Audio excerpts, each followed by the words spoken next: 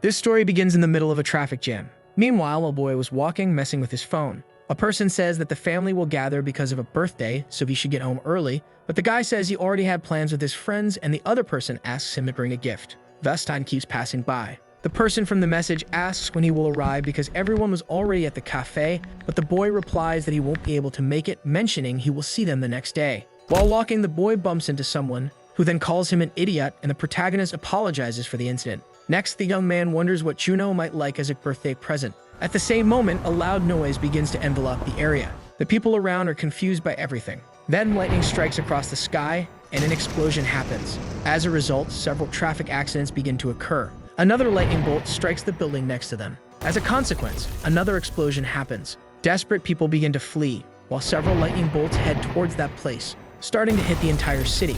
Meanwhile, the protagonist, along with everyone else, is also fleeing. Looking to the side, he notices a girl asking for help. So he calls her to come toward him, but at the same moment, that girl is hit by an ambulance. The protagonist, with tears streaming down his face, wonders what is happening and whether this is all just a dream. Next, the boy finds himself in front of a truck, but before getting hit, something strange happens. Time passes, and at night, a bolt of lightning seems to strike a certain spot. At that very moment, the protagonist wakes up, surprised to still be alive, wondering where he is because he was sure he got hit by a truck. Looking up, he becomes confused, as there are several monsters surrounding the area. Confused, he asks himself what is going on, and moreover, why he has no clothes on.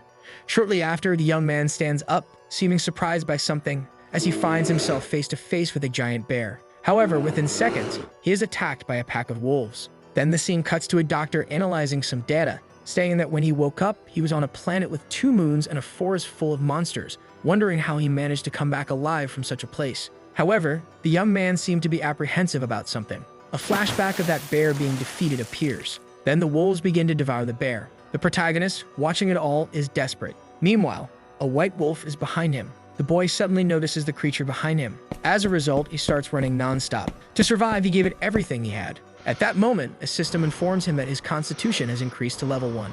Seeing all of this, the protagonist is confused, but he trips over a rock, starting to tumble downhill, falling off a cliff. However, the boy manages to grab onto some bushes, successfully staying alive, wondering what that sound from earlier had been. Looking around, he is surprised as he finds a kind of fruit in front of him, mentioning that he is very hungry and wondering if they are edible. But when he looks to the side, he notices some ants eating those fruits. So without any remorse, he starts eating them. But at the same moment, he hears a noise in the bushes, and a creature with a piercing gaze is watching him. Then a giant snake lunges at the boy, but within seconds, it is devoured by a giant frog. The young man watching all of this still cannot believe what he is seeing. That place is completely insane. But in reality, maybe he is the one who has gone mad. Time passes, and it's now been 67 days since he arrived in that place. Moreover, that pack of wolves from earlier has been following him and still hasn't given up. That's why the boy fears they might catch him off guard at any moment. Additionally, the forest has things far more dangerous than wolves, so he needs to find a safe place. Once again, time passes, and it's now been a year since he has been in that place. Looking up, the protagonist finds a giant banana. So he begins grabbing the big banana. The system alerts him that his strength has increased to level 1, and you can already see that the boy is quite ripped. As a consequence of everything happening around him, the protagonist has been forced to adapt. However, a wolf pup keeps insisting on chasing him at all costs. That's why he got so used to it that he even missed it when it wasn't around. Meanwhile, something seemed to be falling on the boy's back. Looking up, he notices something. His expression quickly changes, because he had encountered a giant gorilla, charging directly at him. However, the young man manages to dodge the attack, breaking the branch he was holding onto, saying he should have better luck next time. As a result, the gorilla falls to the ground, but it was heading towards that wolf, and ends up hitting it. Meanwhile, the protagonist was watching everything. Soon after, the gorilla gets back up, looking at the wolf that was apparently injured, beginning to charge at it. However, the protagonist was already advancing towards the gorilla, landing an attack on its eye, but that still wasn't enough. So the gorilla throws the boy. He collides with a tree. Quickly, the monster charges at him again. Irritated, the young man says that was a very stupid move on his part. The scene then cuts to the doctor asking if the protagonist had really done all of that. The boy replies that he couldn't keep running away from territorial fights and that wouldn't solve anything, because no matter where he went, there would always be a ruler. Returning to the scene, the protagonist was about to be attacked by the gorilla. However, the wolf ends up appearing to protect the young man. The boy becomes unconscious while the pack attacks the gorilla. He truly thought it was his end, but the wolves didn't attack him while he was unconscious, because they must have thought he saved the cub earlier, and that little one was the son of the Wolf King, leader of the Crimson Wolves. Time passes after that event, and those wolves were running towards that location. Alongside them, the protagonist, together with the wolves, was also running. Looking to the side, he notices that his friend was tired. So he picks him up and starts carrying him. Once again, time passes and it's been 2 years since the boy had been there. That's why it seemed like they had accepted him into the pack. 3 years had passed since the young man was stranded and he seemed to be developing his climbing skills. However, he was still in a forest, and in fact, he still hadn't managed to escape that place. Moreover, he hadn't found any civilization. Thus, he had become a member of the wolf family and continued participating in territorial battles for the survival of his family. Once again, time passes and it's been 120 years since he was stranded. That's why he thought he was the only human on that planet. In a constant battle for survival, he ended up making more friends. But even so, he lost some companions, wondering how long he had been stranded because he had forgotten the date, and it seemed like hundreds of years had passed, wondering how he was still alive. The doctor then asks if, after becoming the king of the wolves, even after 500 years, he still hadn't found any civilization. That's why he wanted to know how he had managed to return to planet Earth. The boy replies that he had started a war against the gorilla race for the Lunar Hill. Thus, a giant battle broke out and the protagonist was also in the middle of it, charging at one of the gorillas. However, something strange happens as he was teleported once again, and when he opens his eyes, he is in a different place. Meanwhile, a girl seems to be analyzing a radio, mentioning that something was very strange as the dimensional energy was off the charts. The other guy then asks her to send the coordinates to the portal control team, so the girl does as he requested. At that moment, a portal begins to open. Thus, everyone starts fleeing the area and an explosion occurs, and that collision causes everyone to fall to the ground, surprised because a portal had really opened. The other guy, desperate, says he doesn't want to die, and the other girl is already prepared for an attack, saying she will buy time so they should flee. The other guy then asks headquarters to send emergency reinforcements to that location. At that moment, the portal was in front of the girl. She then tells the person to get out of there as she was going to cut them to pieces. At that moment, a man's silhouette appears from the portal, leaving the girl completely shocked by what she saw, and as a result, she becomes paralyzed. At that moment, the man begins to scream. Then he comes out of the portal. At that moment, the girl approaches the protagonist, and the other guy is surprised because it really was another person. The girl wonders what that force from earlier was all about, because it was a pressure she had never felt before, not even against monsters in high-level dungeons. She wondered what the protagonist was. Thus, the situation was resolved, and that boy was a returnee, so they should call the ambulance right away. Then the scene cuts again to the professor. He thanks the boy for everything. His testimony and medical examination would be shared with the Awakened Central Office. For that reason, he seemed quite healthy and should be discharged in a few days. Shortly after, the boy calls the doctor again, saying it was the first time he had spoken to a civilized being in 1,000 years. So he thanks him for listening to his story. The doctor informs him that he had shared a very valuable story. Thus, it should be the ones thanking him. Then he leaves the room. While walking, he thinks that the boy was a very interesting patient, and his story was vividly detailed, which would have made him a great novelist. Then the scene cuts to the Awakened Central Office, and that girl asks if they were sure the information was correct because it didn't seem right. The guy then questions what was wrong with it. The girl responds that the card said he was an F rank. The man explains that he was a rare F rank patient, and it was a shame because if he had been E rank, he would have received a government disability benefit. The girl, looking at the protagonist's card, says that if he was an F rank, it meant he was an ordinary person, wondering how he managed to pass through a portal, and if they were sure it wasn't a mistake. The guy responds that he was lucky and slipped through, and by chance he found the returned stone, mentioning that he had just received the doctor's report asking if she wanted to read it. So the girl starts reading that information as it was a common disorder among F-rank returnees. Moreover, he was behaving as if he were a wolf. Remembering the protagonist's expression, the girl wonders if it had been her imagination, asking if that was the documentation for the returnee named Park. The man confirms that it was, saying that even though he was an F-rank, they still needed to treat a returnee accordingly. So the girl asks to deliver it to him personally. However, the man wants to know why. She responds that she needed to check with her own eyes. 2 weeks had passed since he returned to Earth after spending 1,000 years in another world. He wanted to go back at any moment, but since he had returned, everything seemed very strange. For that reason, he didn't know how he should live from that day forward. Shortly after, a girl appears, mentioning that it's time for his meal. She then hands him his food, and the boy apparently was hungry, so he should eat right away. Shortly after, that other girl appears, observing the protagonist eating in a different way. Then Park notices that the girl is beside him.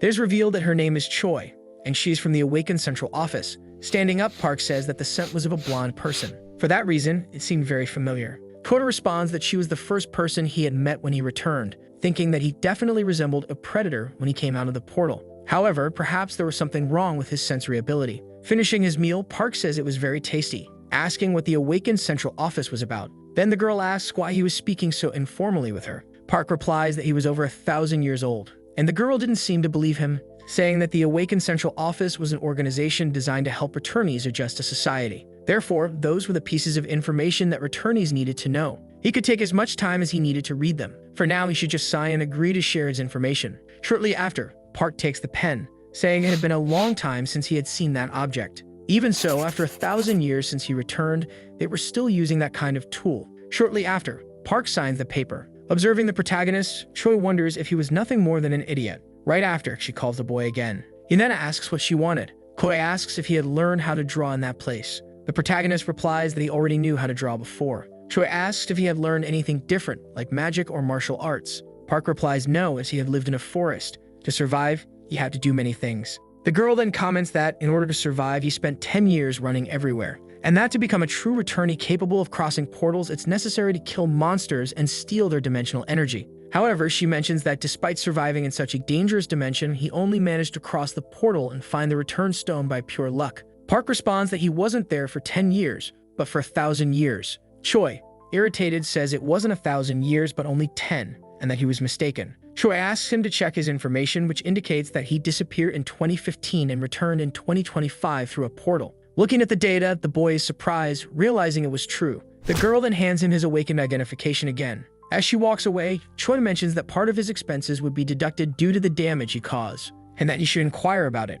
She also recommends that once he's recovered, he should go straight back to his family. Shortly after, Choi says goodbye and leaves. Park, for his part, is thoughtful about the girl's words. He wonders if his family would still be alive. In the past, he had given up on everything, assuming that even if he returned to Earth, his friends and family would already be dead. Now that he had returned, he had to deal with the fact that he had lost the forest family that had been with him for 1,000 years. However, that was only an assumption, as only 10 years had passed. Upon examining the documents, Park is shocked. He discovers that his parents had indeed died on that day. However, not everything was lost, as Juno, his younger brother, was still alive. Desperate, Park quickly tries to leave the hospital and rushes back to the doctor. The doctor asks if there is a problem, and Park replies that he needs his help because his brother is still alive and he wants to know if the doctor could find him. The doctor, hesitant, says he doesn't believe Park is ready to return to society and that he would need to check the situation first. Park, impatient, responds that the doctor hadn't understood the seriousness of the situation as he wasn't there to ask for permission. At that moment, the doctor makes a gesture indicating something.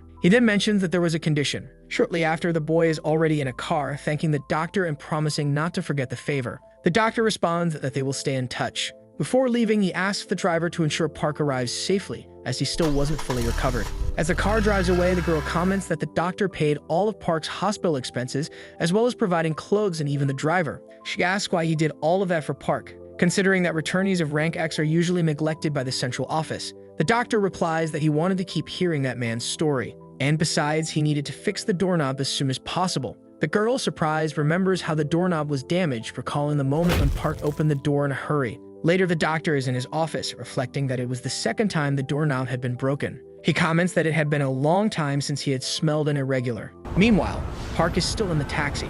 A news report comes on informing that at 3:00 p.m. that day, monsters had escaped in an unprotected field in the province. The error occurred due to a miscalculation in the breaking of a portal. The monsters were surrounding the area. The situation was expected to be resolved in approximately 50 minutes. 2 attacks were neutralized, but 12 awakened soldiers had died. As he listens to the news, Park watches closely. A flashback of the doctor appears, where he mentions that the world had changed drastically, becoming a completely different place after the Great Disaster. The doctor comments that if he were awakened, he would have quit his mediocre job and become rich by hunting in the fields. The protagonist then asks what that was. The man responds that Park must have hit his head hard not to even know that. Park in turn asks him to just explain it already. 10 years ago, a door opened to the entire world. That's why that day is called the Great Disaster. It was the first dimensional convergence of their world, which connected with several others and was invaded by monsters. On that day, 10% of the world's population was lost. The military at the time wasn't enough to stop the monsters that appeared everywhere. So in regions where military strength was weak, mercenaries were sent. People who disappeared during the disaster, or the so-called awakened, received mercenary licenses and permission to hunt monsters. Park then asks how he could become a mercenary. The man bursts out laughing, saying it's difficult for an ordinary person, because first you need to awaken. After that, you just need to pass the mercenary test at the Awakened Central Office. The boy comments that it sounded pretty complicated. Time passes, and the boy seems to be heading somewhere. The driver informs him that they have arrived. He asks if Park can see the house in front, as that was the indicated address. Shortly after, the protagonist steps out of the car, thanking him for everything. Meanwhile, The young man walks toward the house. An elderly woman observes him from above and asks who he is. He responds that he is there for Chono. The woman stays silent and comments that he still wears diapers but talks as if he were an adult. Park, however, doesn't understand what she means. She responds that no one by that name lives there and asks him to leave. The boy wonders if he had come to the wrong place. However, inside the house, he hears some people arguing. Shortly after it, he approaches the door. He picks up a piece of paper nearby, wondering if his brother was in debt. Sometime later, the boy is walking down the street, thinking that in the jungle, the law of the strongest prevails. But in civilized society, money is the true power. The scene then cuts to a building. Park enters and presents his Awakened card. The one informs him that his application for the mercenary test was denied because he didn't meet the requirements. Park asks what was wrong since he's an F rank Awakened. The woman replies that he was classified as F rank, 4 points below the necessary level. The boy asks how that's possible, as he had crossed a portal 2 weeks ago. The woman explains that ordinary people die when they try to cross a portal, their bodies split in half. She continues, saying she doesn't believe he really did it. Either way, he could attend the Awakened school or earn points in field battles, and should return when he becomes a true Awakened. Leaving the place, Park thinks that the system is very confusing. However, he becomes curious about the Goblin Field in Suwon. The scene cuts to another location. Inside a taxi, Park asks how far those walls stretch. The driver replies that they surround the entire city, and then he can see it on the map app. He asks if Park has downloaded the app, as the city is divided into 12 areas with hundreds of gates for transit between them. Park, observing the situation, decides he needs to buy a phone immediately. Shortly after, he spots his destination, and the taxi informs him they've arrived at Suwon Field, Gate 27. The boy gets out of the car and faces a giant area. He assumes that crossing that gate would lead to a hunting ground. Shortly after, he begins walking toward the location.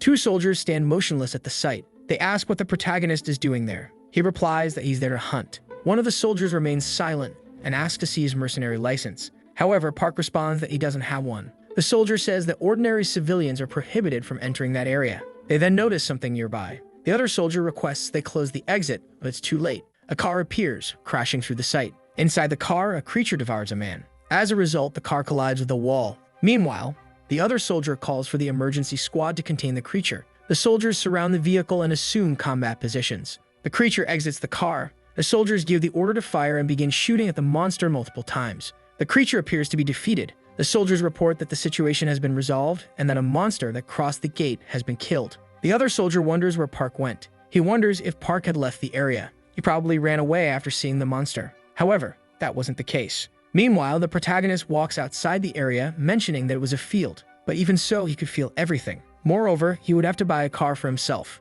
The boy looks around, wondering if, except for the city of Sooho, all the other cities were completely destroyed. For that reason, he couldn't believe it. Sometime later, night has fallen. Park mentions that the darkness felt very familiar. He starts walking among the ruins, saying it's time to hunt. Shortly after, he falls to the ground, assuming that his body felt a bit heavy. Meanwhile, he observes some buildings. Then he begins to run quickly toward them. He successfully climbs them, reaching the top. Shortly after, someone punches him in the face, mentioning that it had been a long time and that they were worried because he had said he would abandon his child and run away. The man looks and seems to recognize that person. Then the others start beating Juno, Park's brother, saying that he seemed better than the last time they saw him, asking how many times he thought they had come there. Shortly after, Juno takes out some money and mentions that this was the payment he had received. Counting the bills, the man says that the monthly fee was 8,000 Brazilian real and the accumulated interest was more than 6,000 Brazilian real. So there was still money missing. With tears in his eyes, Juno apologizes, saying that if he couldn't get the money, they should wait 3 days.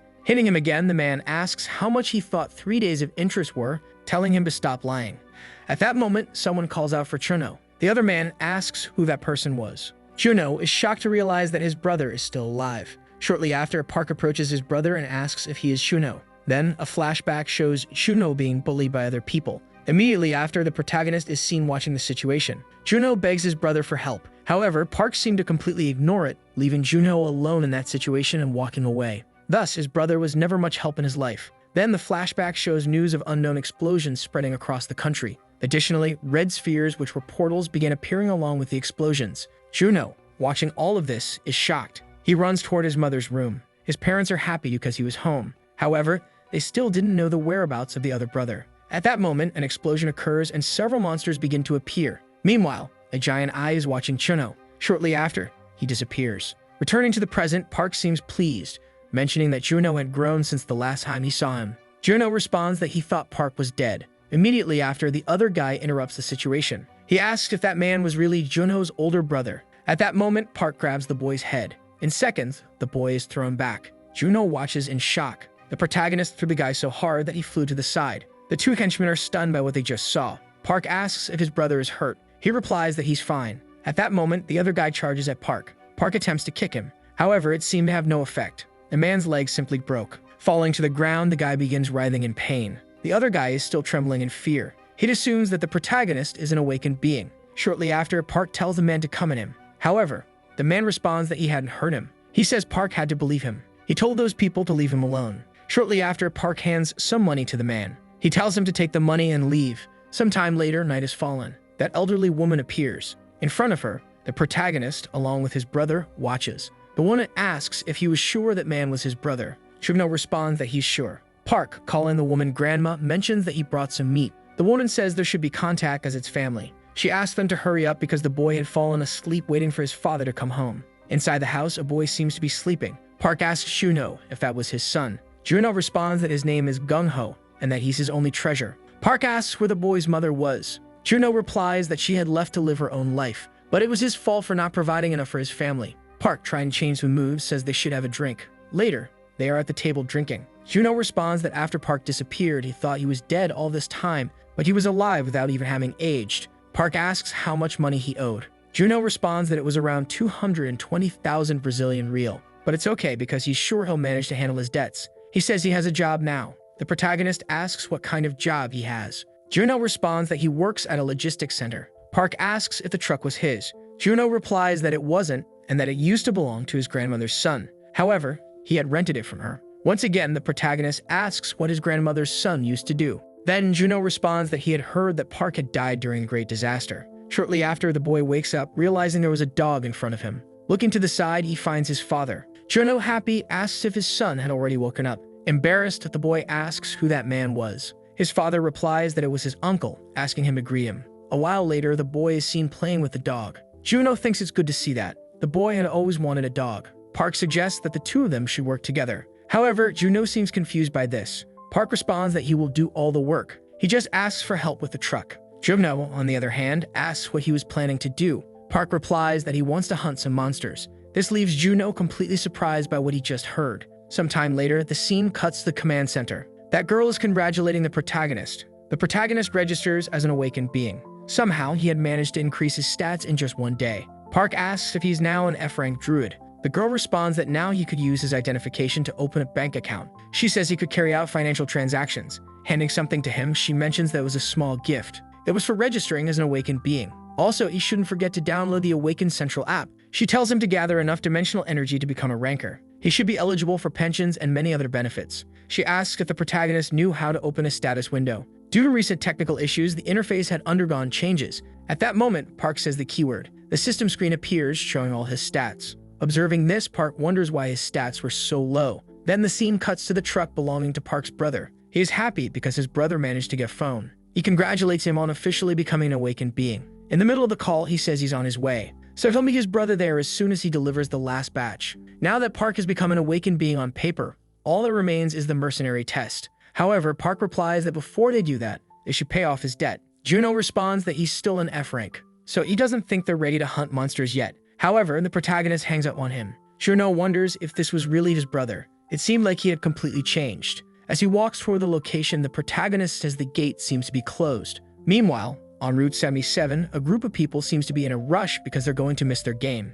Inside the car, a group of people seems nervous. However, the other guy tells them to relax. He asks why they're scared since they're awakened after all. He questions if they had forgotten they could officially become raiders in the guild, because if they succeeded, they'd be able to clear that dungeon. Annoyed, the other guy thinks that these people are very incompetent. They were doing it for the money and wouldn't have come this far without their connections. Shortly after, the soldier calls for the next person. Thus, the man is surprised and the protagonist appears again in that place. The soldier asks if he's alone. Park responds that he is. Shortly after, Park places his card on the reader. The soldier begins pulling up some data on the protagonist. He asks if Park knew that was a ranking with limits, so he couldn't enter just any dungeon. Meanwhile, the man from before is observing the protagonist, who is entering that place completely alone. The other soldier asks if he thought the protagonist would be okay. After all, he didn't even have the proper equipment. However, the other guy tells him not to worry, because that was the guy who single-handedly dealt with 7 goblins at Gate 27. The other guy in the car, apparently jealous of the protagonist, wonders who he thought he was,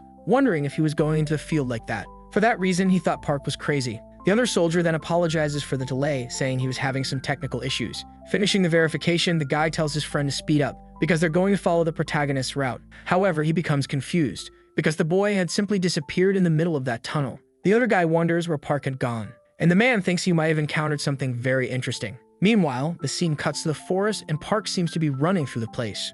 Shortly after it, he stops, saying that this must be the current state of his body. So it seemed like Park had become very weak. He needed to motivate himself to improve and start training again. Looking at something, he seemed surprised. He was hearing strange voices, and he guessed it could be the sound of a sword battle. A little further ahead, the boy noticed something, and he assumed that the sound was coming from that direction. Shortly after, the young man smiled, thinking that a fight between civilized beings rather than beasts could be a very good opportunity. For that reason, he couldn't afford to miss it. The scene then cuts to someone losing their arm. Above that battle, the protagonist coldly observes. And in the midst of the commotion, a group of people is being surrounded. Park, irritated, says that it seemed like it would take all day for them to start killing. Meanwhile, a man steps out of a car. He asks why it's taking so long to deal with those people. The soldier, observing the man, seems surprised. Then, irritated, the man tells them to deal with it at once. Another man says that person had a bounty of 200,000 Brazilian real on his head. Meanwhile, the protagonist is observing what the man is saying, surprised by the amount he could receive if he killed that person.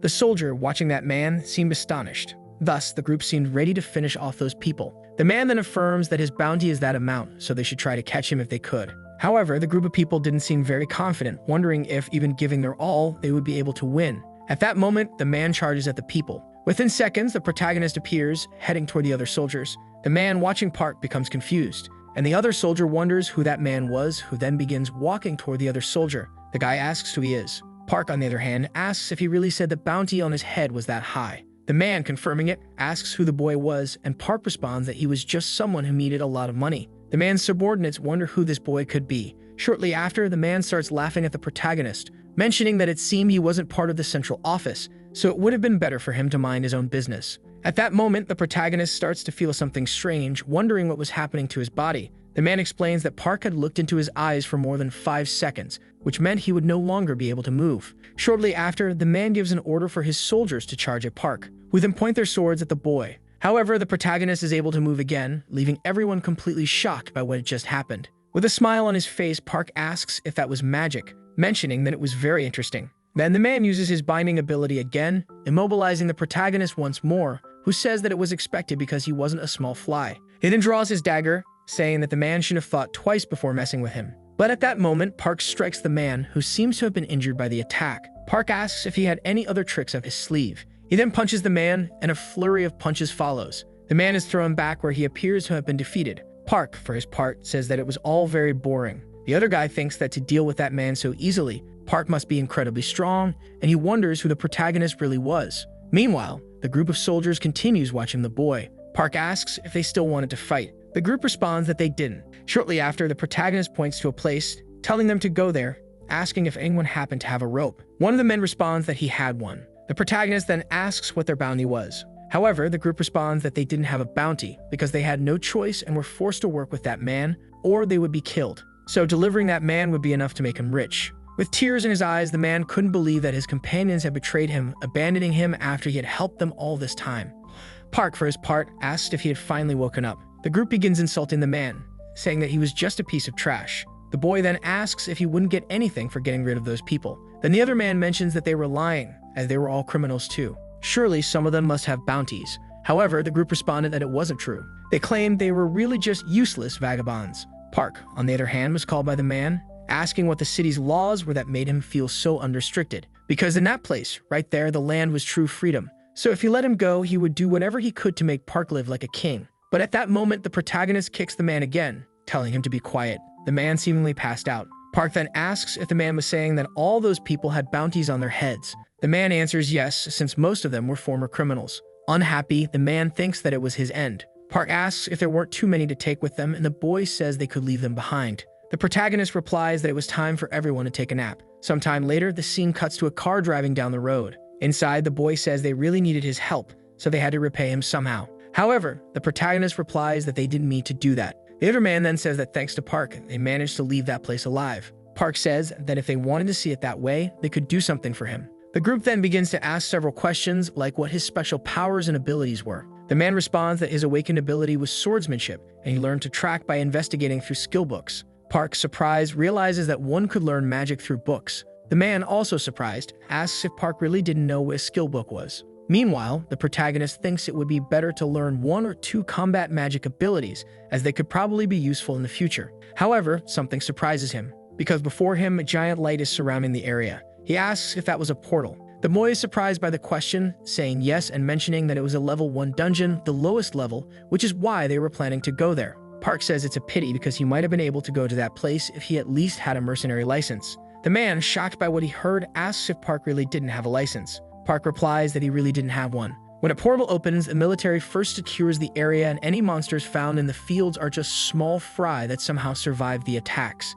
And the experience one could gain in those low-level fields where level 1 dungeons are open and rank as E could even allow one to surpass that level. In other words, he should actually go to level 2 dungeons. The man, still confused, wonders how this rookie, who hadn't even gone to a level 1 dungeon, managed to defeat that C-rank man. Park, noticing the man staring at him, asks what he wanted. The man apologizes, asking if he could know what Park's rank was. Kim then informs him that it was F rank, leaving the man completely stunned by what he heard. Park then asks what favor he should request. The scene cuts to the portal from earlier. From it, a person seems to be emerging. That man from before is in the area. His group seems somewhat injured after entering the portal. As a result of everything that happened during the battle, another boy had lost his hand. For that reason, they quickly needed a doctor. The man, irritated, wonders if mercenary licenses were being handed out to anyone these days. So the first thing he's going to do when he gets back to the guild is kick the person who chose those fools. However, the other boy asks him to calm down, saying he shouldn't be so hard on the rookies since he knows the guild's condition these days. Even knowing all of this, the man is still very frustrated. He thinks that people with rich parents can easily enter that place and become awakened. And after that, their parents hire mercenaries to carry them through the dungeons. Suddenly, they're ready to join the guild and go on missions. However, it's the guild members who suffer for accepting those useless people. The guy, noticing his captain's irritation, asks if they shouldn't cool their heads. That's why they should have a drink. The man then asks how everything is going as a level 1 dungeon was about to disappear. He asks if anything had happened, and a soldier responds that something big did, as someone had just delivered 10 looters to them. And among the captives, there was a rank C who had certainly heard of him. The man asked if any high-ranking individual was supposed to visit them at the camps that day. However, the soldier replied no, saying it was a rank F novice who didn't even have a mercenary license and managed to capture that man. In disbelief, the man asked how that happened. The soldier answered that he didn't know the details, but according to witnesses, the rank F had simply beaten that man up. The man was then surprised, guessing it might have been the person he had seen before in the tunnel. He asked where that rank F had gone. The soldier in turn replied that he had seen him heading toward the portals. Quickly, the man headed toward the portal again, thinking he had to witness that boy's ability with his own eyes, and if it was worth it, he might gain something valuable from that story. Soon after, the man ended up getting inside a truck. The other guy then asked what the problem was. The man asked if the boy who had captured the man earlier had just entered the portal. Meanwhile, the protagonist, along with his brother, was entering a portal, mentioning that this time they hadn't hurt at all, and the clothes seemed to be doing fine. Junior replied that items without dimensional energy couldn't pass through the portals, but as they had just seen, those clothes passed smoothly because they were made from materials found in the dungeons. Looking to the side, Park seemed confused, asking what that thing in front of him was. Junior then responded that it was called a door, and the portal they had just entered was one of several doors that gave access to all 38 dungeons. At the same moment, the two were surprised. Park asked why the door had disappeared. Then the man answered that it would reappear once they had finished the dungeon. The protagonist asked if they had to kill all the monsters. The boy responded that no, they only had to kill the strongest one, the boss. Stretching, our boy replied that he would finish this quickly. However, Junior asked him to wait, but the protagonist didn't seem to have heard any of that. So if you quickly jumped, the man, surprised, wondered who that man was, thinking he might be the guy from the rumors. And with that level of power, he could very well break the record time for clearing a level 1 dungeon. However, he soon realized something, because they didn't even have tracking abilities, so they wouldn't be able to find the door's location within the time limit. Because of that, if they got stuck there, they might disappear along with the portal. Then the scene cuts back to the man with the analyzer. The door the protagonist had entered had just closed. This made the man very angry with what he had heard. Then the scene cuts back to inside the protagonist's portal. Some monsters were wandering around that place. However, one of them was suddenly hit by something and thrown back. Park, observing everything, said they were carrying very interesting things, and he began extracting the stone inside them, mentioning that there was only 1 blood crystal after killing 3 of them. But still, what was most important at that moment was leveling up. Meanwhile, That guy was watching everything Park had done, wondering how many monsters he had killed. Soon after, the boy ended up using his tracking ability, finding the protagonist's location who was checking his stats, mentioning that he could buy 2 abilities with 102 achievement points. Then he ended up buying a beast taming ability. At that moment, 2 monsters began charging toward him. Noticing this, he began immobilizing them and easily defeated them. The system notified him that he had earned the achievement. The system notified him again that there was a critical error, as a data synchronization conflict was in progress. Park, confused, wondered what that was. Then it was reported that the boy had leveled up to level 2, feeling happy because his stats had increased as usual. Because of this, he went on to buy the next Tree Spirit ability with 100 points. Then the system notified him that he had finally acquired the ability. The boy then asked to summon the Tree Spirit. A light began to surround the place, and a kind of green spirit started to appear. Park, surprised, thought it was him. When he had seen it for the first time in the jungle, he thought it had been some kind of firefly. So he asked the Tree Spirit to search for the missing goblins. Following the protagonist's orders, the spirit left, beginning to search for the missing monsters. Park said that the Tree Spirit transmitted the memories it read from the vegetation and trees into his mind. However, it was still a bit slow, and he wondered if it was because his level was still low. At that moment, he started to analyze his status window along with his abilities. He then noticed that he had 2 abilities, one for searching and the other for tracking. Because of this, he decided to buy both to keep improving. Immediately, he placed his hand on the ground. He began using his searching ability, stating that it was a reference point. Then he used his tracking ability, receiving the information that the goblins were already dead. However, he was surprised. Looking to the side, he assumed that it wasn't just an ordinary goblin. At that moment, he rushed toward that place, astonished by what he saw. The boy from earlier was being attacked by a different monster. Park, on the other hand, asked what he was doing. Then he smiled, happy that the protagonist had returned. The young man then asked if he hadn't said he would hunt alone. However, the young man replied that, in fact, he was the one being hunted. Then he begged the protagonist for help. Immediately, the protagonist rushed toward the creature, managing to block the attack. Quickly, he recovered his stance. But within seconds, Park struck again, throwing the creature against a rock. As a result, the monster was completely covered in blood. However, there was no time to think as Park was already above him. Thus, he managed to finish the monster and the system notified that he had leveled up. He earned 120 achievement points. The young man observing the protagonist was amazed by his skills. Park then assumed that the door should have already opened. The young man confirmed that he was right. A while later, the two had already left the portal.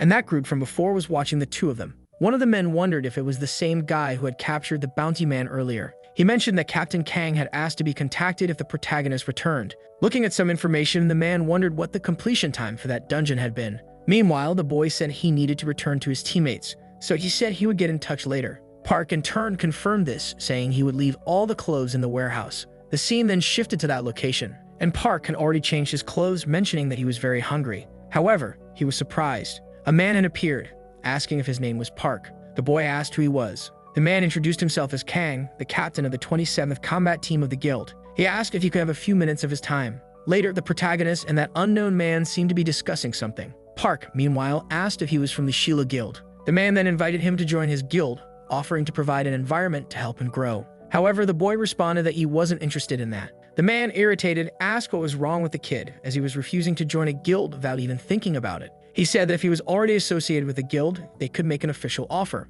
However, the boy responded that he wasn't in any guild. The man said that they might be in 4th place, but he needed to know that there was practically no difference in strength between the top guilds. However, the boy replied that he didn't like being under other people's command. Then time passed again. Park was apparently already at home, saying it seemed like they hadn't returned yet. As he lay down, he thought they might be enjoying some quality time together as father and son. Shortly after, an old woman appeared, asking why young people these days like to disrespect time so much. The protagonist then replied that she should sit down too, as the weather was perfect for a nap. However, the woman replied that she was hanging up clothes and didn't have time for that. Seeing his grandmother doing all of that by herself, the boy ended up helping her. Then the grandmother asked if he was really Junho's older brother. The protagonist answered that he was. Soon after, the woman mentioned that it was a pleasant surprise as Benjamin was at their house, but Park responded that it wasn't true, it was the opposite. The woman replied that with all those strange monsters appearing out of nowhere and causing havoc, she thought looking younger wasn't something to be surprised about. She said she had heard it had been 10 years since he had seen his brother.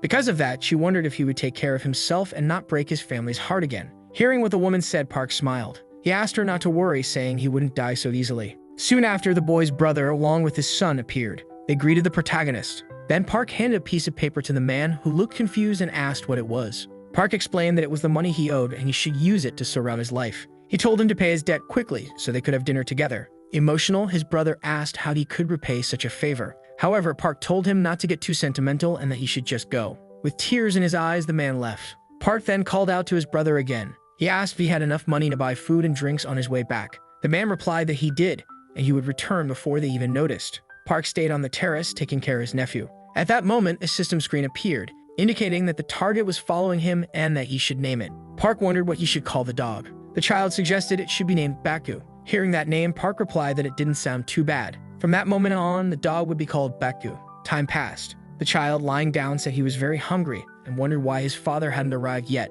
Noticing his brother's truck, Park assumed that his brother had already arrived, so he decided to go welcome him. Shortly after, the child, along with the protagonist, headed toward the truck. However, the man appeared covered in blood and collapsed on the ground. Park, seeing this, wondered what had happened. Sometime later, the scene shifted to a building at night. Meanwhile, a group of people inside the building seemed to be playing a card game. One man asked if the fight should start that week. Another man replied yes, saying that it seemed all the online communities were betting on the man named Miho. The man asked if there was any news from Horizon, as last time they went there, they lost a lot of money. At that moment, someone was banging loudly on the door. Irritated, the man asked what the noise was. Then the other men stood up to see what the commotion was. At that moment, the door burst open, and a silhouette of a man appeared, completely covered in blood. Immediately, someone grabbed the head of the man, dragging him out of the door. The men, watching the situation, wondered what had happened. Then a piercing gaze was directed at the door, and from that point, chaos erupted. The group, shocked, couldn't understand what was happening. Within seconds, a cabinet and a weapon were thrown in their direction.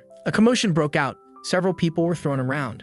The boss, watching it all, was surprised as the protagonist had taken down everyone in a matter of seconds. Another man asked if he knew who that person was. The man replied that he seemed to be awakened. At that moment, the protagonist threw a table at the man. Immediately after, he climbed on top of it, asking if his name was Kim. Irritated, the man said that was indeed his name, demanding to know who the protagonist was. The boy replied that someone wanted to settle Park Jong-ho's debt. The man said he must be insane, asking if he called himself Awakened after beating up honest, hardworking people. He told him not to think he would get away with it. At that moment, the man received a slap to the face. Park asked what that had to do with it and why he slapped him just because he wanted to pay off his debt. He said that all he should have done with his brother was take the money and leave. He asked why he had crossed the line and done that to his own brother. As he received the slaps, the man begged to be left alone. Park, in turn, asked if he wanted to settle the debt or get beaten until he died. Without even thinking, the man said he would settle everything at once. A while later, the entire group was kneeling before Park, saying that from that moment on, their client, John Rodham, would no longer have any obligations to them and all his debts would be paid. Park then replied that if they ever saw them again, they should consider themselves dead. He told them to make sure not to cross his path. Kneeling, they all confirmed what the boy had said. However, one of the men still didn't seem to have given up. Some time later, the man mentioned that the protagonist had already left. Irritated, the man, plotting his plans, wondered if the boy really thought he didn't have people backing him. Once again, the scene shifted to a building, and that guild leader from earlier mentioned that he had found new talent.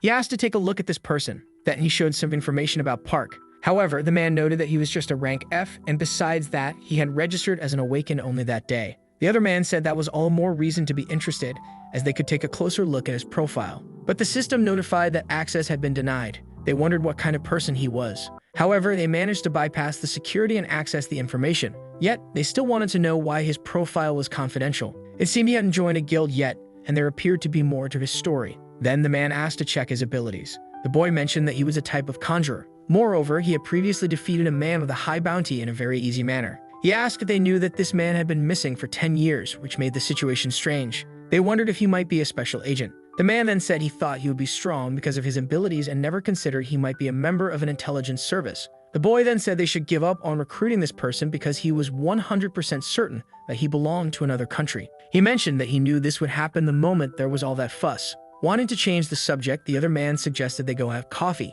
He asked why a special agent would have entered a level 1 dungeon. Then the boy asked why it mattered so much. Again, the man asked him to keep an eye on the protagonist, but the boy seemed reluctant to do so. The scene then shifted to a hospital. The protagonist was visiting his brother, asking if he was awake yet. Juno then noticed that his brother had arrived, asking why he had bought so much food. Juno replied that he had heard he ate a lot and it helped with recovery. Park in turn asked if he was feeling better. Juno responded that he would be able to remove his bandages the next day. He then asked if his mercenary test was tomorrow. The boy replied that it was. Juno said it would be great if he could pass the test and be invited to a guild. However, the protagonist didn't seem to want that. He thought to himself that he had once been the king of the forest, For that reason, he couldn't join a group and become someone's lackey. Sooho then asked if he should look into some high-ranking guilds for him to join. The boy replied that there was no need because he would make his own guild. In disbelief, Sooho asked if he was really going to create a guild instead of joining one. Some time later, the scene shifted to the adventurer's agency. Meanwhile, Sooho seemed to be walking through the building. Shortly after, an older man called out to her. He asked what had happened to her in recent days. He mentioned that there had been 2 breaches in her area, and if yesterday's portal had been a bridge portal, the city would have been in ruins by now. The girl then asked if they couldn't do anything without her. However, the man asked her to help because the portal department manager had been bothering him all day. What he was trying to say was that she was wasting her talent. But the girl replied that it had been hard to stay focused lately. Handing her a paper, the man told her to stop talking nonsense and read it at once. Sooho, in turn, was surprised because they had sent her to do manual labor when she thought she was finally going to have a break. But the man replied that she wasn't the only one, and it wasn't the first time anyway. Immediately after, the girl, irritated, began to leave the place. The man asked her not to go around rejecting candidates just because she was upset. He reminded her that they were short on people and needed every person they could get. Sooho replied that it was better to reject those idiots who couldn't protect themselves. Shortly after, the scene shifted to another location. A group of people was discussing how they needed to pass that test. Meanwhile, a man appeared doing a live stream on YouTube. Everyone in that place was eager to take the test to get their mercenary license. Soon after, a different group of people entered the area. The man noted that they would have to end the stream because the test was about to begin. At that moment, the protagonist appeared, staring at that boy. The boy then asked if it was the first time Park was watching the live stream. Park asked who he was talking to as the boy requested some space. Soon after, the supervisor introduced himself, saying he would be in charge of everything for the next 3 days. The 21 supervisors present that day would evaluate whether they had what it took to pass the test. He assumed that everyone had received a ticket with their number upon arrival. They would begin the selection of supervisors through a random draw. So when their name was called, they were to form a single line in front of their supervisor. Time passed and many people were called, until it was the protagonist's turn, who received number 15. However, he was surprised by something. His supervisor would be that blonde girl from before. Observing her, he mentioned it had been a long time since he had seen her. The boy recognized her immediately. Then the man asked them to head to their respective waiting rooms and rest until further announcements were made. Meanwhile, the boy who had been streaming earlier was heading to the location, bragging to his viewers that it would be tough to pass the test.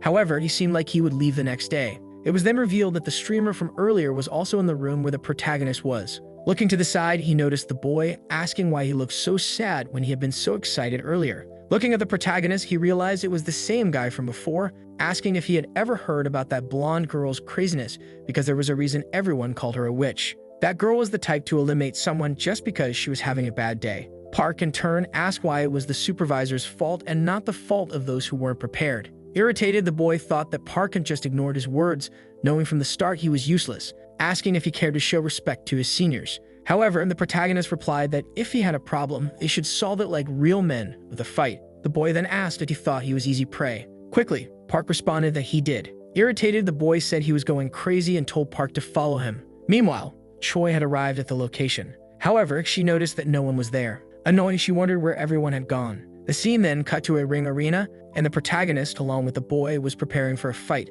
The boy said that Park was very unlucky because he should have fought twice before wanting to fight him, asking if he had never heard of TV Kaboom since, despite appearances, he was a promising YouTuber in boxing. However, Park seemed unaware of what that was, asking if it was some kind of food. This made the boy even more irritated, and he mentioned that he would have to teach Park a lesson. Everyone in the stands was very excited about the fight, fully cheering for the streamer, saying one of his hobbies was teaching manners to disrespectful kids like Park. Watching all of this, the protagonist remarked that everything seemed quite fun. The streamer then warned Park not to ask him to cover his hospital expenses after he was done with him. At that moment, he charged the protagonist, throwing a punch. However, Choi suddenly appeared at the scene, ordering everyone to return to the waiting room immediately. As a result, the group hurriedly left. Watching the protagonist and the man, Choi asked if they were desperate to fail the test, and she didn't need an explanation. One of them just had to take the blame. Whoever lost would fail the test, and they should continue the fight. The streamer, watching this, thought it was expected because that woman was crazy. Then Park prepared for the battle.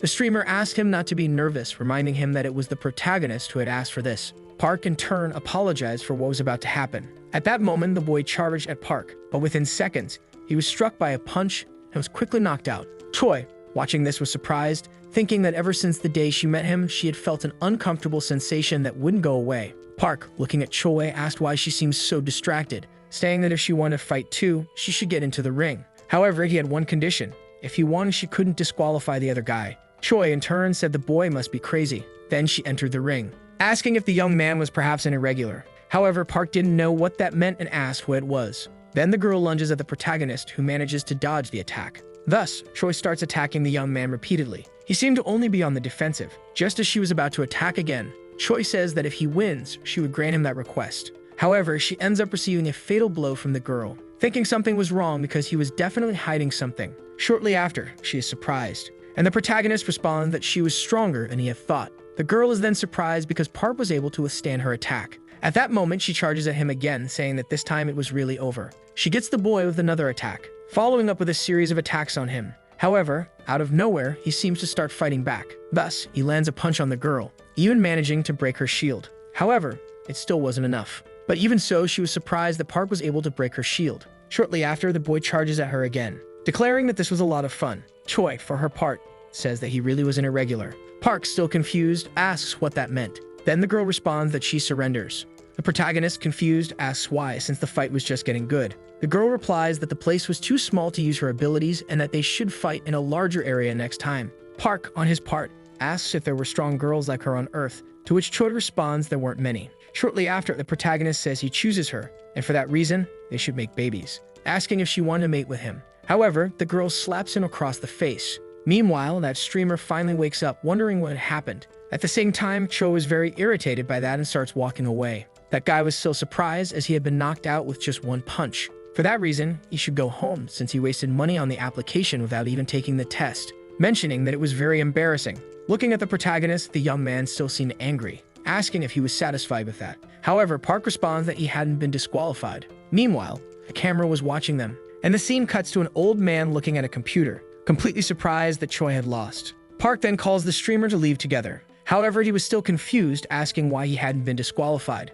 Park informs him that he had asked Choi to ignore his disqualification. The streamer still wanted to know why the protagonist got slapped, but the boy responds that he didn't mean to know that. Shortly after, the young man seems to have realized something, supposing that he had been hit because of him. That's why he convinced the girl to ignore the commotion by letting her hit him. Realizing the protagonist's actions, the boy then begins to cry, thinking that guy was truly a real man. Shortly after, the guy starts to follow Park. At that moment, someone on the intercom calls Park, asking him to go to the supervisor's office as soon as possible. A while later, our protagonist is in the supervisor's office, discussing with him, asking why he had called him. The man then says that before they talk, he should know that everything was being recorded, and that he had seen his fight with Supervisor Choi, and for that reason, he was surprised that a candidate like him managed to go up against a rank B awakened, asking if the boy was, by chance, an awakened. However, Park still didn't know what that was, mentioning that they had already asked that question twice. The man observing the situation supposes that Park needed more information about the portals. The pit portals connect Earth to 3 other planets.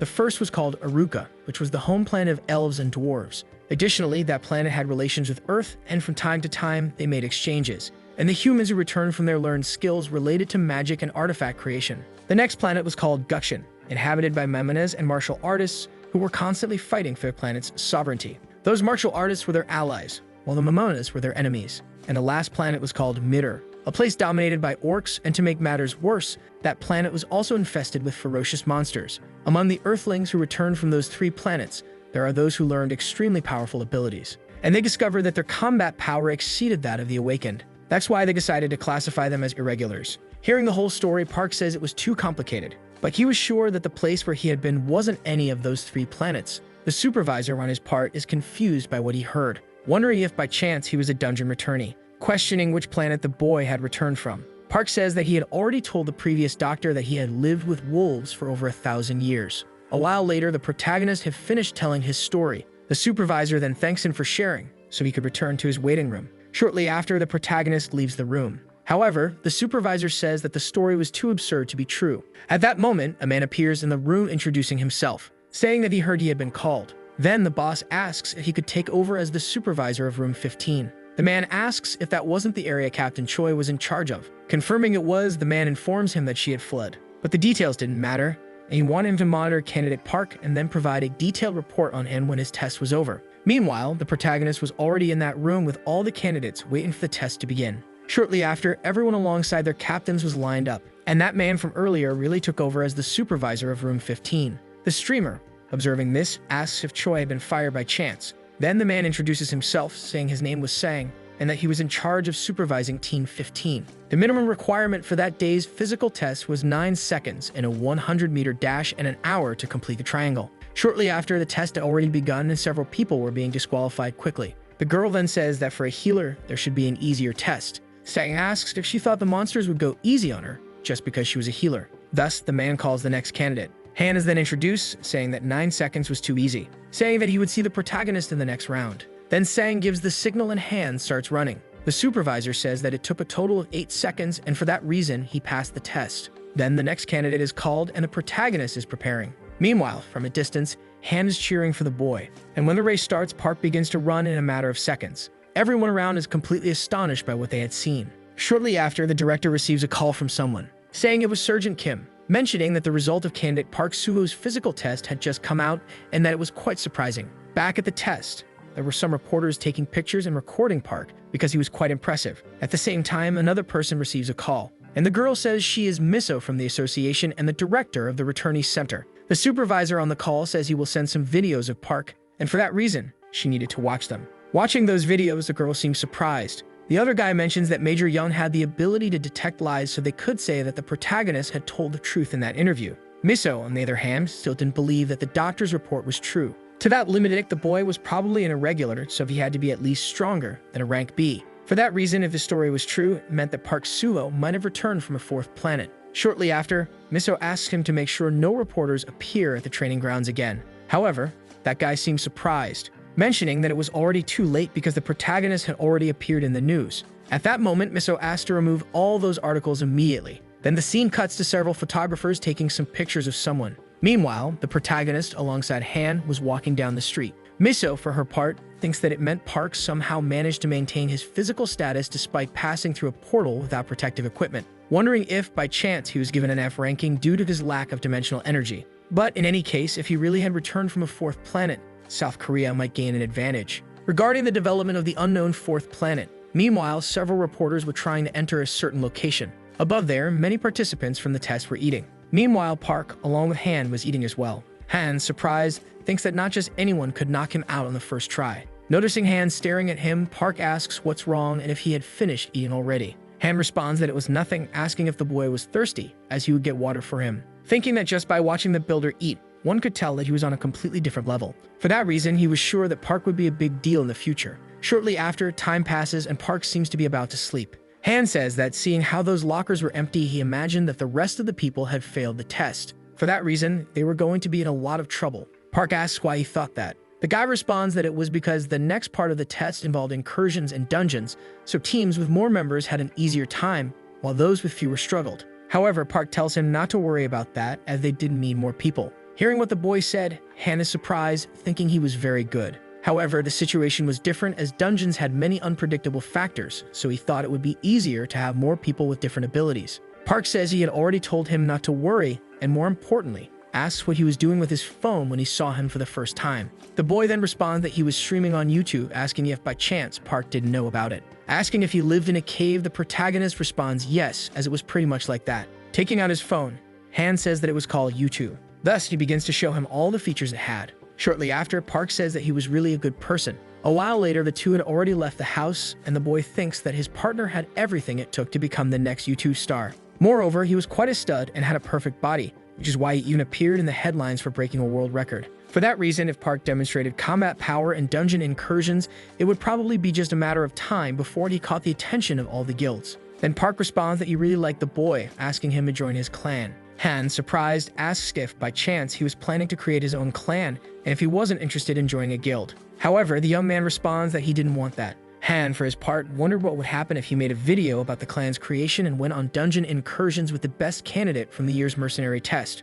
Shortly after, the scene cuts to the boy falling to the ground. Boxing was the only thing that helped him endure that rotten childhood he had. Despite continuing to fail, he managed to get professional license. Even so, he didn't lose hope, but great disaster shattered all of his hopes and dreams. And they say hope is the last thing to die, which is why he ended up becoming a YouTuber. Back in the present, Han thinks that this was what he had been looking for, as he couldn't believe such an opportunity was right in front of him. Saying he was willing to do anything for the protagonist. Park, please, says he's starting to like him more, so he should keep his promise about the stream. With tears on his face, the guy says he wouldn't go back on his word. Park, for his part, asks why he suddenly started crying, and Han replies that it was nothing, asking if he knew that he needed at least 3 members for a clan to be officially created. However, Park still didn't seem to know that. Shortly after, an unknown man enters the room. Han then asks why that monk was in that place. Then the man introduces himself, saying his name was Miyuki Jin, and that he was assigned to Team 15. At that moment, a device rings, saying that candidates should put on their battle suits. They were to meet in the 3rd floor conference room within 30 minutes. Park, along with Han, watches in surprise, wondering if they really wanted them to put on those suits at such an hour of the night. The protagonist asks if they weren't going into the dungeons the next day. Miyuki Jin responds that it was said that sometimes the Reapers made dungeon incursions at night without any prior notice. Han replies that it was crazy because they were doing it without warning. Then the scene cuts to the room with all the students, saying that the dungeon would be part of the test, and it was located in the 5th sector of Seoul, which was under the protection of the Phoenix Guild. For that reason, it was a level 1 dungeon with a total of 250 doors. Park, for his part, asked what it meant to be under protection. Han, in disbelief, was still surprised because the protagonist really didn't know anything. With doors appearing everywhere, the South Korean government found it difficult to manage all of them. So the government hired private mercenary clans to protect the 12 sectors. A guild is the name given to a private mercenary clan contracted by the government in exchange for its services. Guilds gain rights to process the dimensional energy of the dungeons they manage. Park, for his part, asks if it was basically a tax-free zone where they could hunt, and Han responds that it was pretty much like that.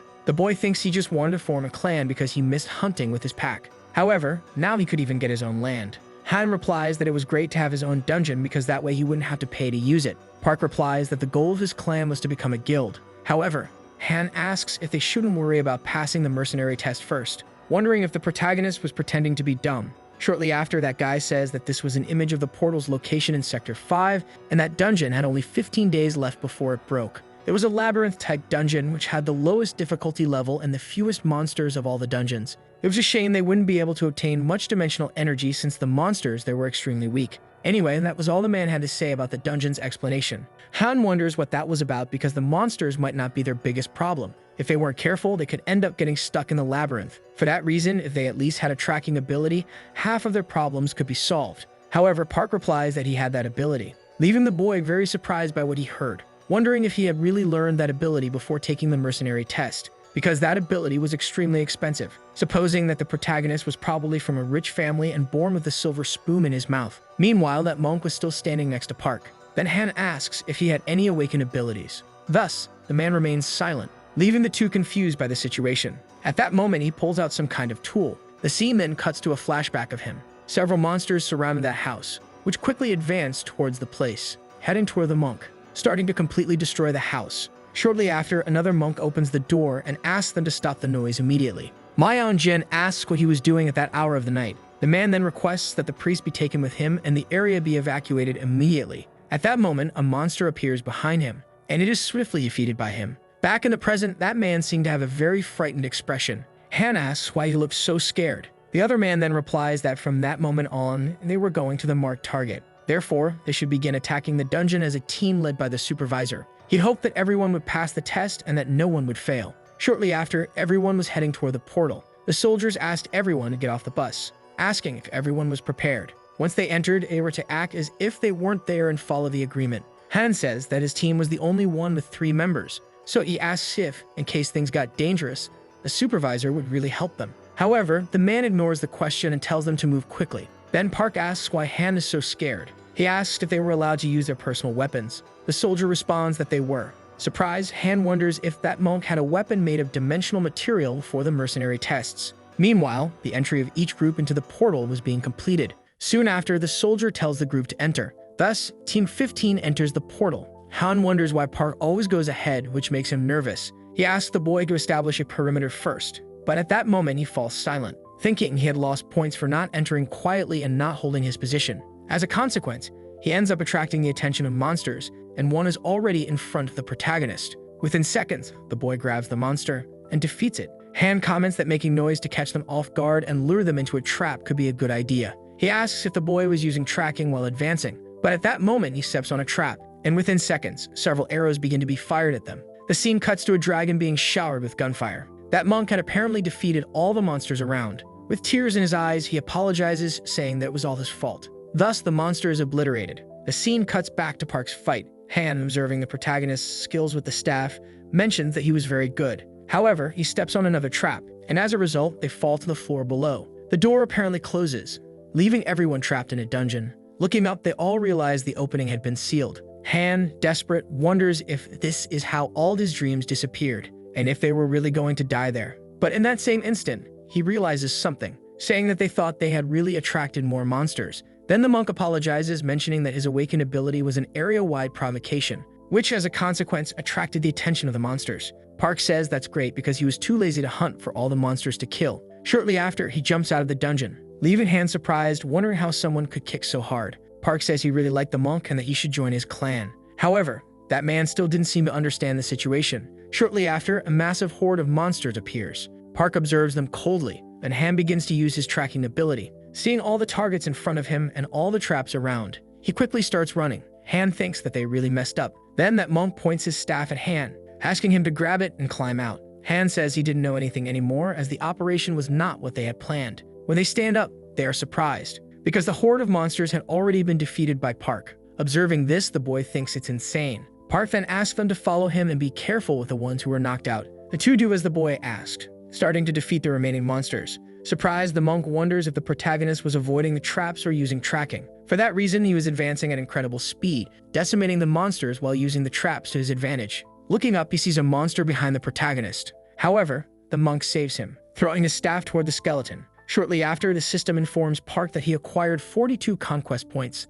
The scene cuts to an agency. The other soldier says that a team is returning from the dungeon, and the other soldier is surprised because only a few minutes have passed since the test began. He mentions that the dungeon usually takes 2 hours to finish, wondering if an accident had occurred. However, the man says it was Team 20 and all vital signs were normal. Shortly after, that gentleman receives a call. Answering it, he says it was the supervisor asking why they were returning so early, and the soldier on the other end of the line confirms that they had completed the mission. He would understand when he watched the video, but it would be difficult to assess his performance in a level 1 dungeon. Additionally, Park had broken a performance record inside the dungeon. The scene then cuts to the city. Han starts a live stream saying they would be doing daily streams about his clan. One of the viewers asks what they would show today, and the boy replies that they were going to watch the video of Sooho clan's house together, as it would be uploaded soon. He then shows where each person's dormitory was. Next, he goes to the protagonist's grandmother's house, asking her to take a look at his subscribers. The grandmother, irritated, says she had many things to do instead of worrying about that. She tells the boy to leave before she slices him.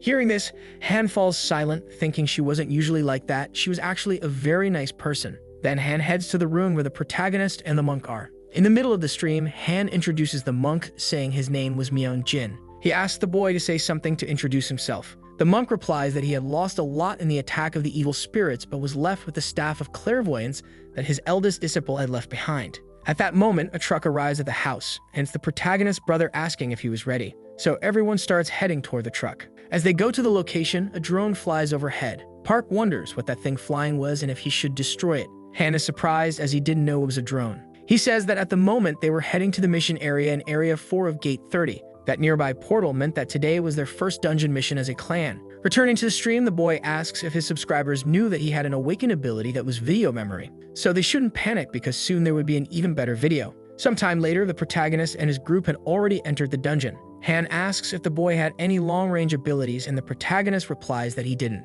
Han, confused, asks how they were going to deal with those bats without such an ability. However, the monk tells them to leave it to him. At that moment, he starts beating on some kind of drum, making a deafening noise. As a result, the entire horde of bats begins moving toward them. Han, surprised, wonders why they were coming out like that. Shortly after, those bats head toward the monk, where he apparently starts using a fire ability. However, it wasn't over yet, as a giant bat appears. But it was no use because Park had already sliced it in half. Thus, the mission seemed to be complete. Park mentions that the gate had opened, so they should hurry. Observing all the madness that had happened, the viewers seemed quite in disbelief. Then the scene cuts to Mizzo's office, who apparently wasn't believing what she was seeing. The other guy says that with the thirst those people had in Area 4, the 3 of them were capable of finishing even 20 dungeons a day. Moreover, they were completely decimating all the level 1 dungeons. Taking out his phone, he observes that streamer's channel from earlier. Mizzo says that she had done a lot to keep the protagonist out of the news, but unfortunately, one of his guild members was a streamer. The man mentions that Park's videos were now ranked 3rd in real-time popularity,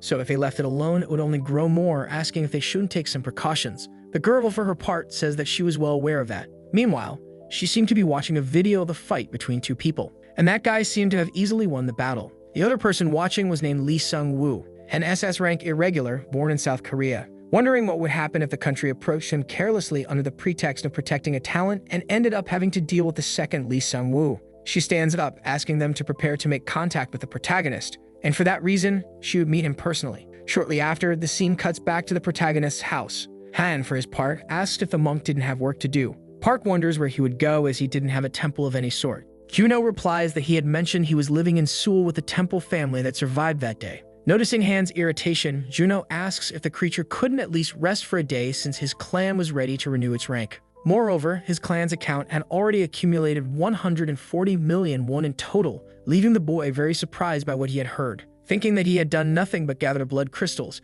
yet his account already had 20 million in 3 days. Park, observing this, remains silent, and the boy continues, saying it was insane because if it were true, they would get many donations. Park thinks that he had earned more than 3,000 conquest points, so he should buy some varied abilities since he could get everything now. Thus, he responds that he would take that day to rest. Standing up, Juno says he would take his son and grandmother to the park near that place. Meanwhile, that elderly woman seemed to be feeding the dog. Observing the little dog, Park wonders if dogs by chance could awaken like humans. Shortly after, he calls for his brother, mentioning that he had been fixing the truck quite often and asking if it wasn't difficult. Juno replies that he didn't even know where to start and that it was already hard enough to find the parts, but fixing it was exhausting. Then Park asks if he didn't want to buy a new car, leaving Juno very happy with what he had heard. Sometime later, the two seem to be discussing with the manager about which car to get. The man starts explaining the car many times in detail. Park asks if his brother liked it and Juno quickly responds that he did. With his choice made, Park says he intends to pay in cash, asking if they could drive off immediately. Shortly after, the two leave the place with their new car. Juno seems very happy, saying that the car was incredible and was on a completely different level compared to what he had before. Park mentions that even the passenger seat in that car was amazing and that he should have bought it a long time ago. Juno then asks why they were heading to Area 34, wondering if it wasn't a restricted area. The protagonist questions if he had mentioned that he couldn't awaken because he didn't have the money, and for that reason, they were going to awaken that day. Shortly after, the scene cuts to the two arriving at the predetermined location. Looking around, there were several destroyed houses. Meanwhile, Juno didn't seem confident about the situation, and the other dog appeared to be on high alert. Park asks if the dog could also sense that smell because that odor was definitely from a goblin. Juno replies that he wasn't feeling comfortable and asks if they could leave. Shortly after, Park steps out of the car, saying he would be back soon, so they should wait with the dog, and he quickly jumps away from the place. Juno didn't seem very pleased with that. Shortly after, the scene cuts to another location. A group of people appeared to be watching the video of the protagonist with his group. The other man says that he was very popular on YouTube, saying that he was an irregular, which is why his combat level was immeasurable. Then the other man says that if he was at that level, it was useless to even hire an assassin. However, even so, they couldn't just leave him alone. The other guy then asks for a list of guilds in Area 4 that had frequent sponsorships. Thus, he remembers the name Sooho. But there was another person who was better suited for the situation, asking to contact him and offering as much money as necessary for the job. Sometime later, the scene cuts again while it's raining in the city. That elderly woman from earlier, while walking, thinks she should do the laundry. Shortly after, a car pulls up beside her, and a group of people gets out asking if the woman's name was Sukcha. Saying they were from the returnees department, they ask if they could meet with Park. Hearing what the girls said, the woman remains silent. Then once again, the scene cuts to Juno's car. In the middle of that rain, he mentions that he couldn't see anything, wondering what the protagonist could be doing. At that moment, the dogs seem to be on high alert. Within seconds, a goblin appears. However, it is easily defeated by someone, and Park shows up. Shortly after, the two step out of the car. More monsters begin to appear. Park then hands a dagger to his brother, asking him to follow while he kills them. Desperate, the boy asks him to wait a moment. Park, for his part, asks why Juno was hesitating. Juno then questions if it was really necessary for him to awaken. Park responds that he couldn't survive if he remained weak, which is why he had to kill them quickly. Soon after, another goblin appears, rushing straight toward the dog. Park then tells the dog to bite the goblin. The dog leaps at the goblin, starting to bite the monster's arm. However, it still wasn't enough. Park says that it's because the dog is too young, so if the goblin isn't weakened, the dog will likely die. Thus, Juno should go help him, ordering his brother to kill the goblin. However, Juno still seemed reluctant to do it. Meanwhile, the dog was on the verge of being devoured. But Juno suddenly changes his mind and rushes at the monster. He manages to stab it, saving the dog's life. But it still wasn't enough, and Park tells him to continue. Juno then begins a series of attacks again. Everything was done, and his hand was covered in ketchup-like blood. Completely desperate at what he was witnessing, Park tells him to pick up the knife again. But Juno replies that he really couldn't do it. Park responds that if he didn't kill, he would likely die. Once again, the dogs seem to be on high alert. Another goblin appears. Park once again tells him to follow while he kills the monsters because they were running out of time. Desperate, the boy has a flashback from before when he was being bullied by those people. At that time, Park had simply ignored his brother, leaving him alone in that situation. However, now things had changed, and Park was doing everything he could to help him. Seeing all of this, Juno's facial expression changes. He seems to accept everything with open arms. He then picks up the dagger again, saying it was true because he had always been like this. He then charges at the monster, easily attacking it, telling it to shut up and just die. He then splits its face in half, starting a series of attacks while the monster was on the ground. Shortly after, everything was done, and the ketchup-like blood was running in the rain.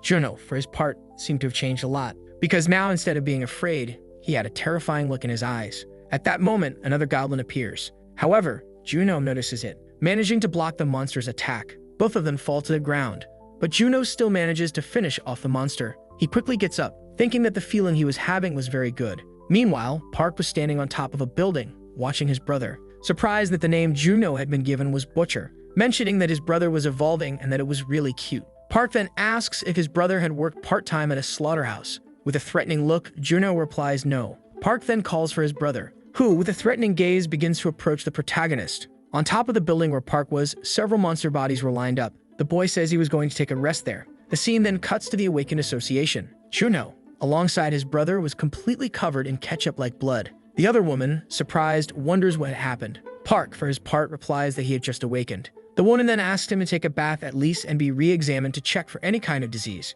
Afterward, he could go to the dimensional energy measurement room on the 3rd floor. As they climb the stairs, Juno asks what the woman had said about the meter. Park responds that it was a machine that measures dimensional energy and the number needs to be higher than 100 to be registered as an F-rank awakened. He mentions that he got a 96, which is why he failed. However, Juno didn't understand why he had passed as it didn't make any sense. Inside the room, the doctor asks Juno to lie down on the machine. Looking up, he notices some kind of energy orb above. Then the number 111 appears as his rating. The doctor says he can get up, asking him to proceed to the ability manifestation room. He then asks if Park would also be doing it. Shortly after, the boy lies down on the machine, and when he looks up, the system alerts that something was observing and recording his information. At that moment, as a reflex, he opens his eyes, where the number 189 appears in front of him, leaving Park shocked by what he saw. The woman mentions that his dimensional energy had grown rapidly, just as the rumors said. Park then asks if the machine was really giving the right data, questioning who had built it. The girl responds that she was sure it was the scientists who had created the machine.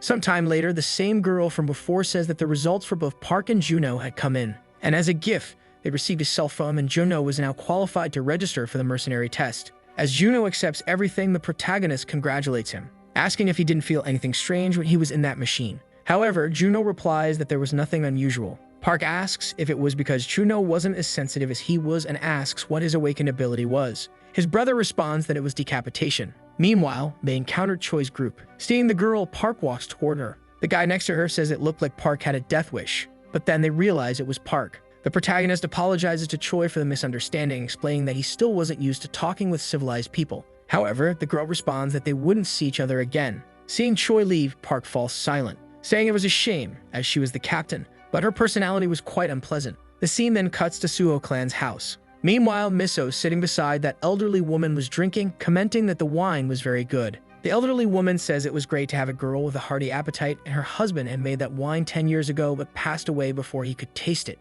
Miso then mentions that Park was taking a while, but soon after, the boy arrives. Juno's son, excited, notices they had arrived. Miso approaches Park, and the boy asks who she was. Checking her stats, he sees that she was a rank A, level 2. Park asks if she was the captain of the returnees department. Questioning why she was there, Miso replies that she came to sign a contract with him, asking if he knew the official name for a returnee. However, Park says no. The girl replies that it was human coordinate. She then asks if, when he returned to Earth, he came through a red portal. She explains that once he returned to Earth through that portal, certain conditions were met. Thus, that portal would appear again, and a bridge portal could go back and forth. Park, hearing this, becomes thoughtful, thinking that this could mean he could find his friends. Miso says that the Awakened Department suspects this planet is the new 4th planet. If her assumption is correct, South Korea would be the only country in the world with a portal to the 4th planet. Park then asks when that portal will form. The girl responds that it would be at least 99 days. So the protagonist asks what she wanted from him. The girl asks him not to appear until the portal is formed. Confused, the boy asks why. Miso replies that she didn't want him to become his second lead dungeon. Not understanding anything, Park asks who the heck that person was. Miso explains that he was currently the #1 in the world and was originally from Korea. During the early stages of the Great Disaster, the government detained and confined returnees in the name of national protection. However, at the time, they didn't have much information about irregulars. And because of this, Sugwoo, who was a rank D awakened when he returned, easily escaped.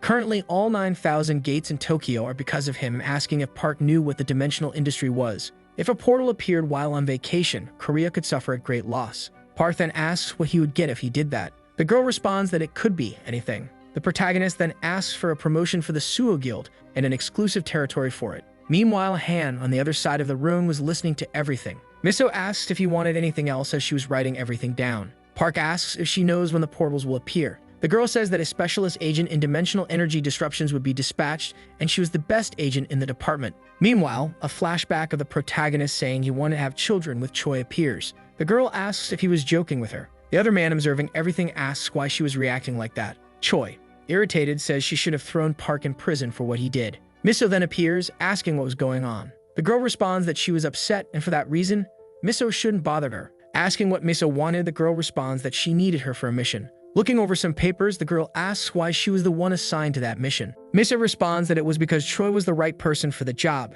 as she was the best in the team when it came to detection. She asks Choi what she thinks will happen if a portal opens in the middle of the city, especially one where they don't know what kind of planet it leads to. Choi responds that it would be like hell on Earth. Miso tells her that if she sees any signs of a dimensional breach, she should grab the protagonist and leave the field immediately, and until then, she shouldn't leave his side, asking if she understood what she was saying. With that, Miso leaves. Choi, irritated, mutters that one day she'll write her resignation letter because of this. The scene then cuts to the protagonist's house. Chono asks why Park is so happy, and Han responds that they passed the test to promote their clan. Additionally, starting that day, it would be able to tackle dungeons up to level 2. Park comments that it was very good news. Chono adds that if they want to enter level 2 dungeons, they would need to be in a rank P group. But at the moment, they still had too few people, asking if it wouldn't be better to focus on level 1 dungeons for now. Han agrees, saying Juno wasn't wrong, but as long as Park is with him, he's sure the level 2 dungeons will also be easy. Park says that first they will make money from level 1 dungeons,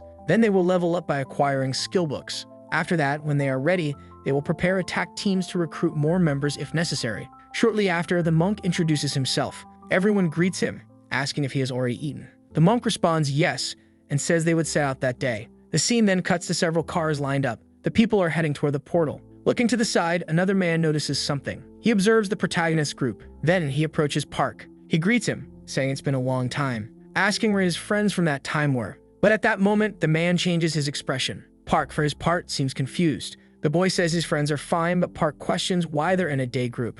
At that moment, the man's group says they should leave. So the man replies that he has to go. The monk asks Park who that man was. Park replies that he was a dungeon companion, but they should forget about all that and enter the dungeon. Meanwhile, an unknown man observes the protagonist group heading toward the portal, apparently smiling. Then the other man's group also says they should enter. Meanwhile, the man thinks about how he couldn't tell Park that his clan had disbanded. The two people he called companions had left under the excuse of medical care. It was a common story where a guild collapses when its core members leave and zero-level clans are easy to form and easy to dissolve. The stress level caused by a work environment where it's kill or be killed reaches a point of no return. Mercenaries without a clan often band together to challenge dungeons in day groups, so there had to be at least one person destined to be his comrade among those people. And for that reason, he would start again. Shortly after, the scene cuts to Shu riding her motorcycle, saying she's heading to the protagonist's clan office at that moment, mentioning that they've been attacking dungeons since the morning. Misa responds that she will send the location. The scene then cuts to the dungeon where the protagonist is,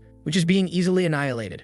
Han, excited, says that the skill he learned from the skill book is really good. Meanwhile, Juno is desperately attacking the monsters. At that moment, one appears behind him, but Juno notices it, successfully defeating it. Han, surprised, realizes that Juno smiled after defeating the monster. Meanwhile, Park watches everything from above, saying that it seemed like the three of them were enough. At that moment, a light appears among the trees, and another hunter is seen running desperately from the monsters. At that moment, the man from before appears to help him. However, it doesn't seem to help at all. The man asks why he threw a firebomb at him. Shortly after, the other companion is grabbed by one of the monsters, and as a consequence, he appears to be devoured. That boy lying on the ground mentioned that the team was already nearing its end, thinking that he was really envious of Park's group, but still he wouldn't give up and would stand up. Han said that this time he was faster and was feeling less tired. The protagonist said that was great, and from now on they would split up and attack in teams. But a man appeared, questioning if they were part of the Sooho clan. The boy, in turn, asked who he was. That stranger introduced himself as Choi Myung-woo and said he was from the BHG Guild. Everyone was surprised because it was a famous guild ranked 20th in the country. The man said it was a coincidence they were sharing the same area as the Sooho clan, so he just wanted to give them a gift. He had heard the group had leveled up, so as a gift, they would receive a free entry ticket to a level 2.0 dungeon. Han got excited because an entry ticket to that dungeon was worth around 10 million won. Myung-woo asked what the group thought about going right then, but he was asked if they shouldn't prepare before going to a level 2 dungeon. However, he responded that they didn't need to worry because strategies had already been made and equipment would be given as a gift. Han told the protagonist that with that support, it was already enough. But Sooho, in turn, said for the rest of the group to go to a level 1 dungeon to improve teamwork, and that he would go to the level 2 one. The man smiled maliciously upon hearing that. Sooho's group decided to obey his orders. Myung-woo then asked the young man to get into his car. While on the way to the location, the man said they would use Portal 47. Sooho commented that he didn't see any mercenaries. The man explained that was because the portal had formed recently, and that he had already handled the entry procedures, so the boy could now enter, and that they would be grateful if the Sooho clan continued using their guild's portal. The protagonist said he liked the portals that were close to him. Upon getting out in the car, the man was informed that everything was ready. A soldier handed over strategy notes for that dungeon and a survival kit. Before entering, the protagonist looked back and said they would grab something to eat when they got out. Myung-woo then waved at him and said to come out quickly so they could have a drink. Right after, the boy activated his helmet and entered the portal. After that, a motorcyclist approached. Upon parking, she took off her helmet and asked if Sooho had entered. The man replied yes and asked who she was. Choi ran toward the portal and said she was a member of the Sooho clan and would also enter. The man smiled after hearing that. Myung-woo told a guy that it would cost 2 billion per head, and the guy asked why it was so expensive since it wasn't even murder. The man then replied that it wasn't difficult to manipulate them, but there was a high risk because the boy was very famous. That woman entered the portal. Earlier, she had met with the protagonist's group and asked where he was. Her friends then explained the situation, making the girl drive quickly to catch up with the young man. And she told Miso that he was heading to a different portal and that she was chasing after them. The woman then told Choi to enter the portal with him because she wanted her to confirm and report his abilities with her own eyes. The girl then said there wasn't much to see in a level 2 dungeon and she wasn't even dressed appropriately for that. Miso mentioned that she already had the bracelet on. The girl replied that she liked those clothes. The woman said she would give a double bonus for property destruction. Choi asked if it was really necessary to go that far. Miso asked if she didn't think it was important to catch Sooho. While driving, the girl said the woman had told her she already had the contract, and in turn, she replied that guarantees were a basic thing. Back in the present, Choi is entering the portal. On the other side, Sooho commented that the atmosphere was different there. Right after, he noticed someone was coming through the portal, and Choi appeared, asking him to close his eyes because her clothes had disappeared during the trip. But quickly, she put on her bracelet, and a new outfit appeared. The girl commented that she should have asked for a triple bonus. Then she realized that the young man had witnessed the whole situation. The woman got upset because she had asked the boy not to look. Nervous, Sooho said he liked the bracelet and asked if it had an inventory function. But the girl ignored the question and asked how long he had been watching. Sooho remembered that in past situations, she had also seen him without clothes, so now they were even. Then the boy asked why she had come all the way there. Choi responded that she was there to be his guardian. Sooho commented that he thought they would send someone competent. Annoyed, the girl said that she was the most qualified. The boy, in turn, said she didn't seem like it. Choi said she had only come that way because she was in a hurry. The protagonist said she could stay, but she wasn't to touch his prey. The girl reassured him, saying she had only come to see how good he was. Then the girl remarked that it seemed like they had already come to receive them. Looking ahead, they came across a large creature. Choi said the boy was lucky to face the dungeon boss right off the bat. Sooho, in turn, said there were 4 bosses. After that statement, the girl was confused. Then 3 more things were approaching. The girl said that couldn't be possible because level 2 dungeons weren't like that. The protagonist replied that this wasn't a level 2 dungeon and asked if the girl hadn't noticed when passing through the portal. Choi replied that she hadn't noticed because of the bracelet's barrier. While advancing toward the monsters, Sooho told her not to interfere regardless. A massive explosion occurred next. The girl wondered what kind of speed that was. The protagonist headbutted one of the orcs, sending it flying away. After that, the boy grabbed the axe the monster was carrying and chopped off its head. The second orc appeared, but Sooho threw the weapon at the creature's head. While fleeing from the third monster, he held onto a vine, making the orc lose sight of him. While it was distracted, the boy advanced over the creature. Outside the dungeon, Manhwa was on a call, saying they could already be paid because even if they were S rank, it was impossible to escape. Meanwhile, the boy struck the monster on the head, leaving the girl astonished at what she was seeing. The last orc was approaching. Sooho smiled and asked why he should care about the dungeon level when all he had to do was kill them all. The boy dodged the creature's attack and landed a precise kick on it. With a repulsion from the kick, the orc was impaled by a tree branch, earning the boy 32 conquest points. The protagonist said the place was a gold mine. Then he told Choi not to just stand there and help collect the blood crystals. The girl thought that even being an irregular, he barely had the experience points of an F rank. But she didn't see even a hint of hesitation in the way he hunted and killed.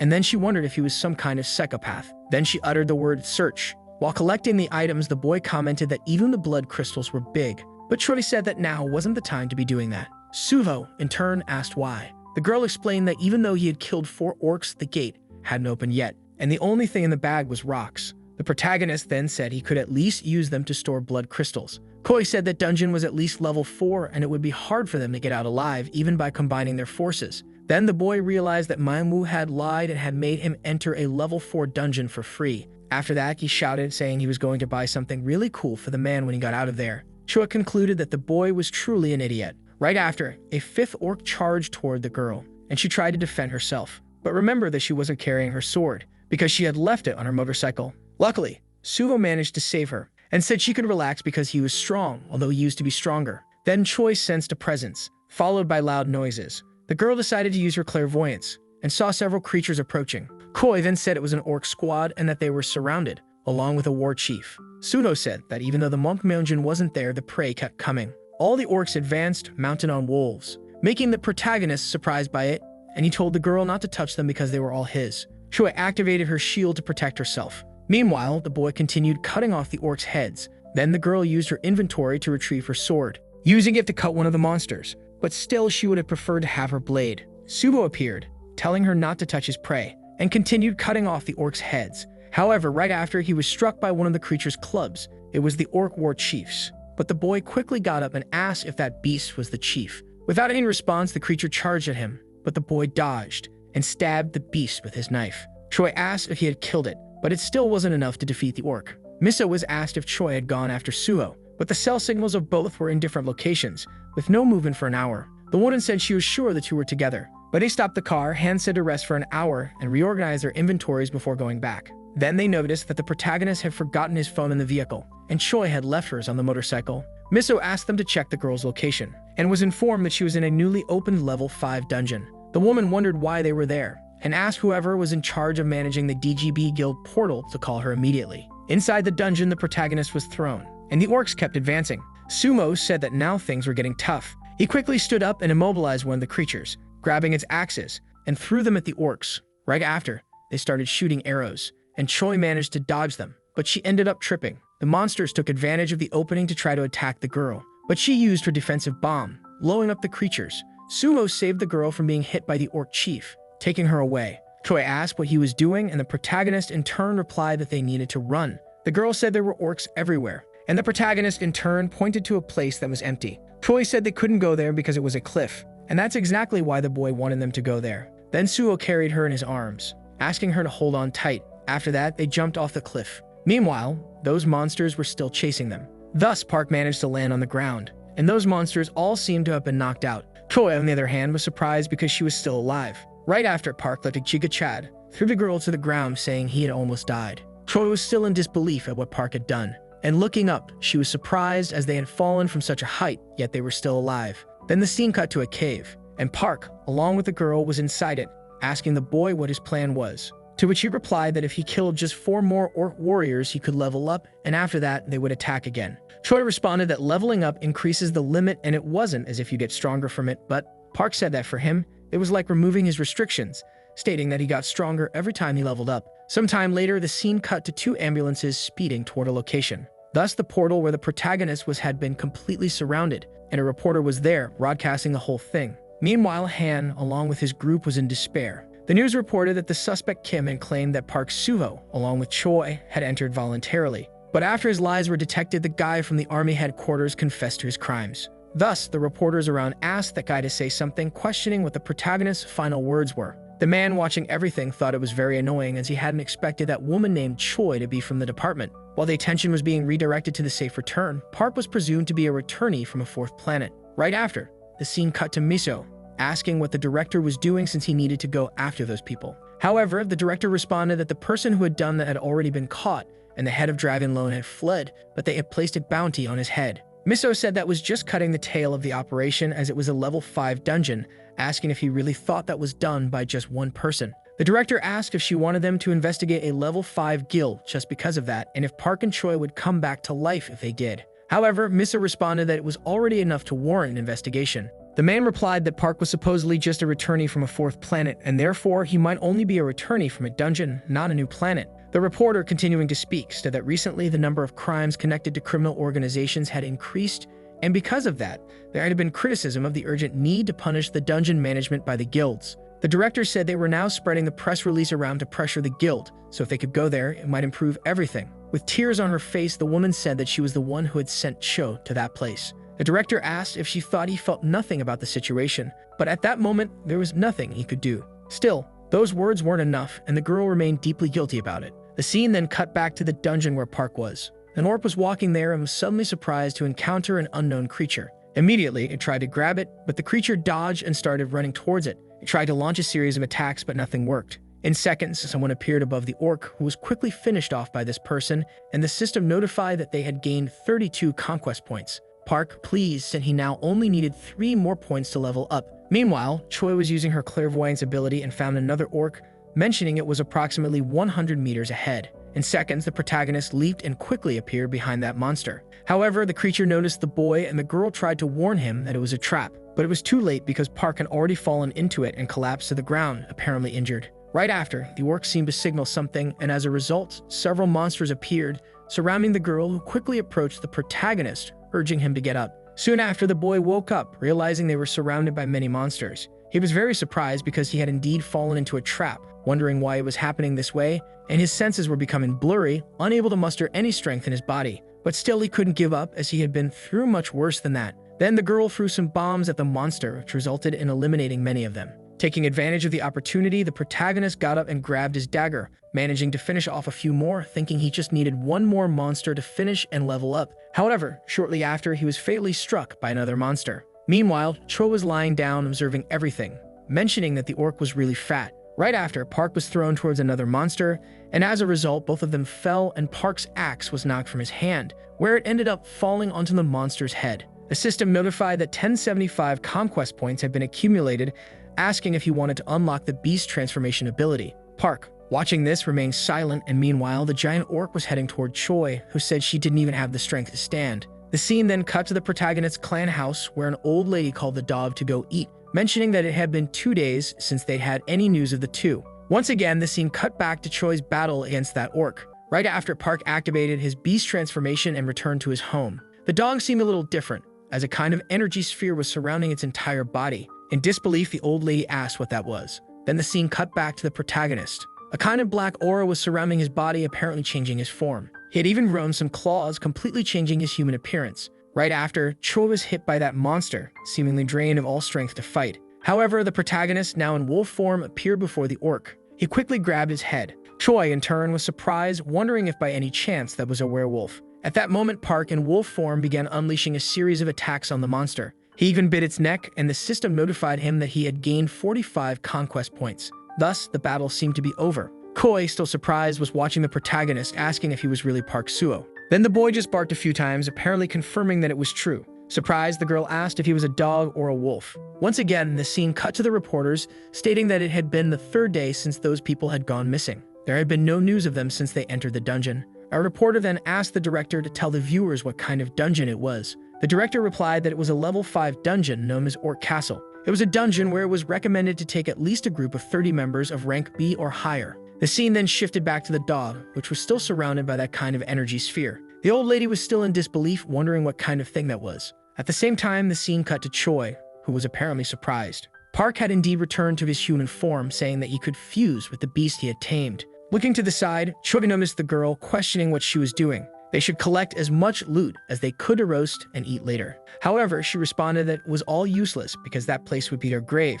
But Park still didn't understand what she was talking about. The girl then replied that even with the Orc War Chief dead, the door still hadn't opened. She asked what he thought that meant and said they could probably be trapped there forever. Park then asked if she was saying that wasn't the chief. Choi replied yes, mentioning that there was a stronger monster there. Park asked what kind of monster could make Choi think she would die before even seeing it. Then the girl began to tell the story from 3 years ago. At that time, when they had just risen to rank B, the department had sent a team of 20 fighters with 10 rank of mercenaries on a mission in the level 5 dungeon. Then a flashback appeared and an unknown man was looking at Choi, asking if her ankles were okay. The girl replied not to worry about that, saying she was much better now. Right after, the scene cut to several orcs advancing towards the group. The man told them to maintain the formation as they advanced to the central tower. Thus, the others began eliminating the orcs in front of them. The man kept giving orders so they could continue advancing. But at that moment, he was killed. Right after, Choi fell to the ground and the orcs began heading toward her as she was paralyzed, unable to move out of fear. However, that other guy appeared to save her, successfully eliminating the orcs around her.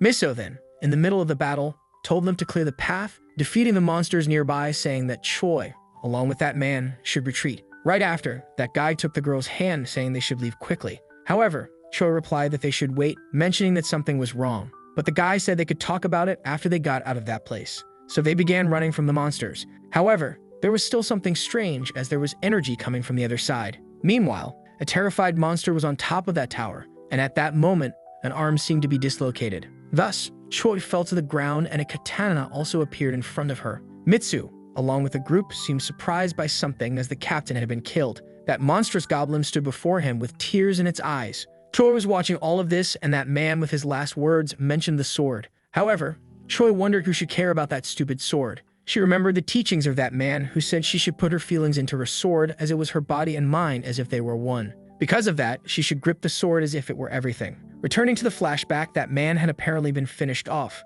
Choi, traumatized, was watching everything. Right after, the scene cut to the present where Park in the rain was observing the girl who seemed shaken by something. At that moment, Park approached her and ended up hugging her, saying that something had happened to her. Then the scene shifted to Han, desperate, wondering what they should do if he left them. Meanwhile, something very crazy was happening. The reporter said that a great shaman was performing a ritual to save the protagonist's life. In addition, an attack force made up of the highest ranks from the Sooho district was gathering in front of the dungeon for a revenge mission. Meanwhile, that man was very nervous, saying that if he had joined the Sooho guild from the beginning, this wouldn't have happened. Right after, the scene cut to an unknown man watching that news broadcast. At that moment, a girl grabbed him from behind, asking what he was watching. The man said it didn't matter how much time passed, the stupid sentimentality of that country remained the same. The scene then cut to the cave where the protagonist was dining next to the girl, saying that the food was really good. Observing the girl, Park mentioned that she seemed to really enjoy eating. The girl asked if eating 12 hamburgers was really that much. She said she was actually full. Park in turn asked why, mentioning that it was his 22nd. Right after, the girl thanked him for everything. At that moment, a light began to glow around the area. Park asked if she had used that sword to kill the Orc Lord. Koi replied no, but she'd have fainted instantly, and when she regained consciousness, she was in the hospital next to Miso. Miso had taken her master's sword, and 2 more Renka mercenaries had to sacrifice themselves to barely manage to kill that monster. Park then asked if she meant there was an Orc Lord in that place, questioning where it was. Choi responded that it was probably an Orc Castle, but there was nothing like that within a 1-kilometer radius. Right after, that spirit from earlier appeared at the cave entrance, and the girl said that usually, war chief monsters were in 4 small towers. An Orc Lord was in the middle of them. Then that tiny spirit appeared next to Park, seemingly holding some kind of information. The boy replied that she had found Orc Castle, so he stood up, saying they should go at once. Koi asked if he had a plan. The boy replied that they would simply find them and kill them. Choi, surprised, said she wanted to smack him, but she couldn't think of a better plan than that. Right after, the scene cut to Orc Castle, and at that moment, the gate seemed to be opening. From it, several monsters mounted on wolves were marching toward a location. Park then appeared, and the girl was riding on him as they headed toward the castle. The orcs noticed this and blocked their passage. Choi noticed the situation, saying that the orc knights were on their tail, and they needed to move quickly. The monsters began preparing their bows, but the girl used shield magic to defend against the attacks. They leaped toward the bridge, managing to escape the area. Koi threw a bomb, and a massive explosion followed shortly after. They successfully escaped, and the girl told him to head toward the center to distract all the orcs. She looked up and saw several monsters coming their way. The girl was grabbed and began falling toward the ground, but she told him not to worry, saying he should just run. At that moment, she grabbed onto a piece of the castle and managed to recover. However, more orcs appeared in front of her. Quickly, Choi drew her sword, while the protagonist continued climbing toward the top. He reached the location where he found a throne, and a terrifying goblin was waiting for him. Right after, the goblin stood up. Looking down, he was surprised as Park bit his neck and threw him to the ground, easily finishing the boss. The system notified him that he had leveled up, and as a consequence, the castle began to collapse. Amidst all of this, Choi was also falling, assuming she would die there. However, Park appeared, grabbing her hand and managed to save her. Choi asked what happened to the Orc Lord, and the protagonist replied that he was already dead, so they should leave and find the portal exit. They began running from the monsters. Choi, still in disbelief, asked if he had really killed the Lord that quickly. The boy confirmed and asked her to scan the door. The girl used her ability and was surprised to see that the dungeon door was indeed open. Still in disbelief, she wondered if the boy had really killed the Lord that fast. The scene cut to a truck, where data analysis was being presented. Another guy seemed surprised by something, mentioning that the CT-27 dungeon was opening. Outside the room, the protagonist's group was very surprised. The reporter mentioned that the countdown to the CT-27 dungeon breach had begun. As a result, all the spectators were delighted. Meanwhile, Park and Choi were still running from the monsters. Park asked if the girl had found the door. Choi, happy, replied that yes and said the door was very close, so they should hurry. However, the protagonist sensed a strange smell and changed direction. Choi asked why he did that, mentioning that they were running out of time. Park responded that he wanted something to drink. At that moment, he encountered some wolves and asked them to follow him. The monsters obeyed his orders. Choi, surprised, asked if he was taking those wolves with him. The boy replied yes, mentioning that from that day on, they would be like his family. Right after, they encountered that group of orcs again, and the girl warned that they were now surrounded. However, Park responded that his friend had told him there was a small exit somewhere else. At that moment, Choi used her ability again and told the boy to turn right. They managed to find the exit. In the midst of it all, Choi warned that there was only 1 minute left before the door closed. Then a countdown started from 23 seconds. At that moment, an arrow was shot, flying directly toward Choi. Immediately after, the girl was struck by the arrow. She fell to the ground. As a consequence, the orcs began heading towards her. The boy tried to turn back. However, Choi told him not to come. Despite this, Park didn't listen and rushed towards the girl. He managed to defeat one of the orcs in front of him. Meanwhile, outside the dungeon, the reporter announced that it had been 8 seconds since the dungeon door closed. Everyone at the scene was hoping that Park and Choi would return. Back inside the portal, Park was relentlessly fighting to get out of that place. As he picked up the girl, she mentioned that there were only 4 seconds left. The protagonist then asked her to hold on tight. He made a giant leap. Outside the dungeon, the countdown had already reached 0.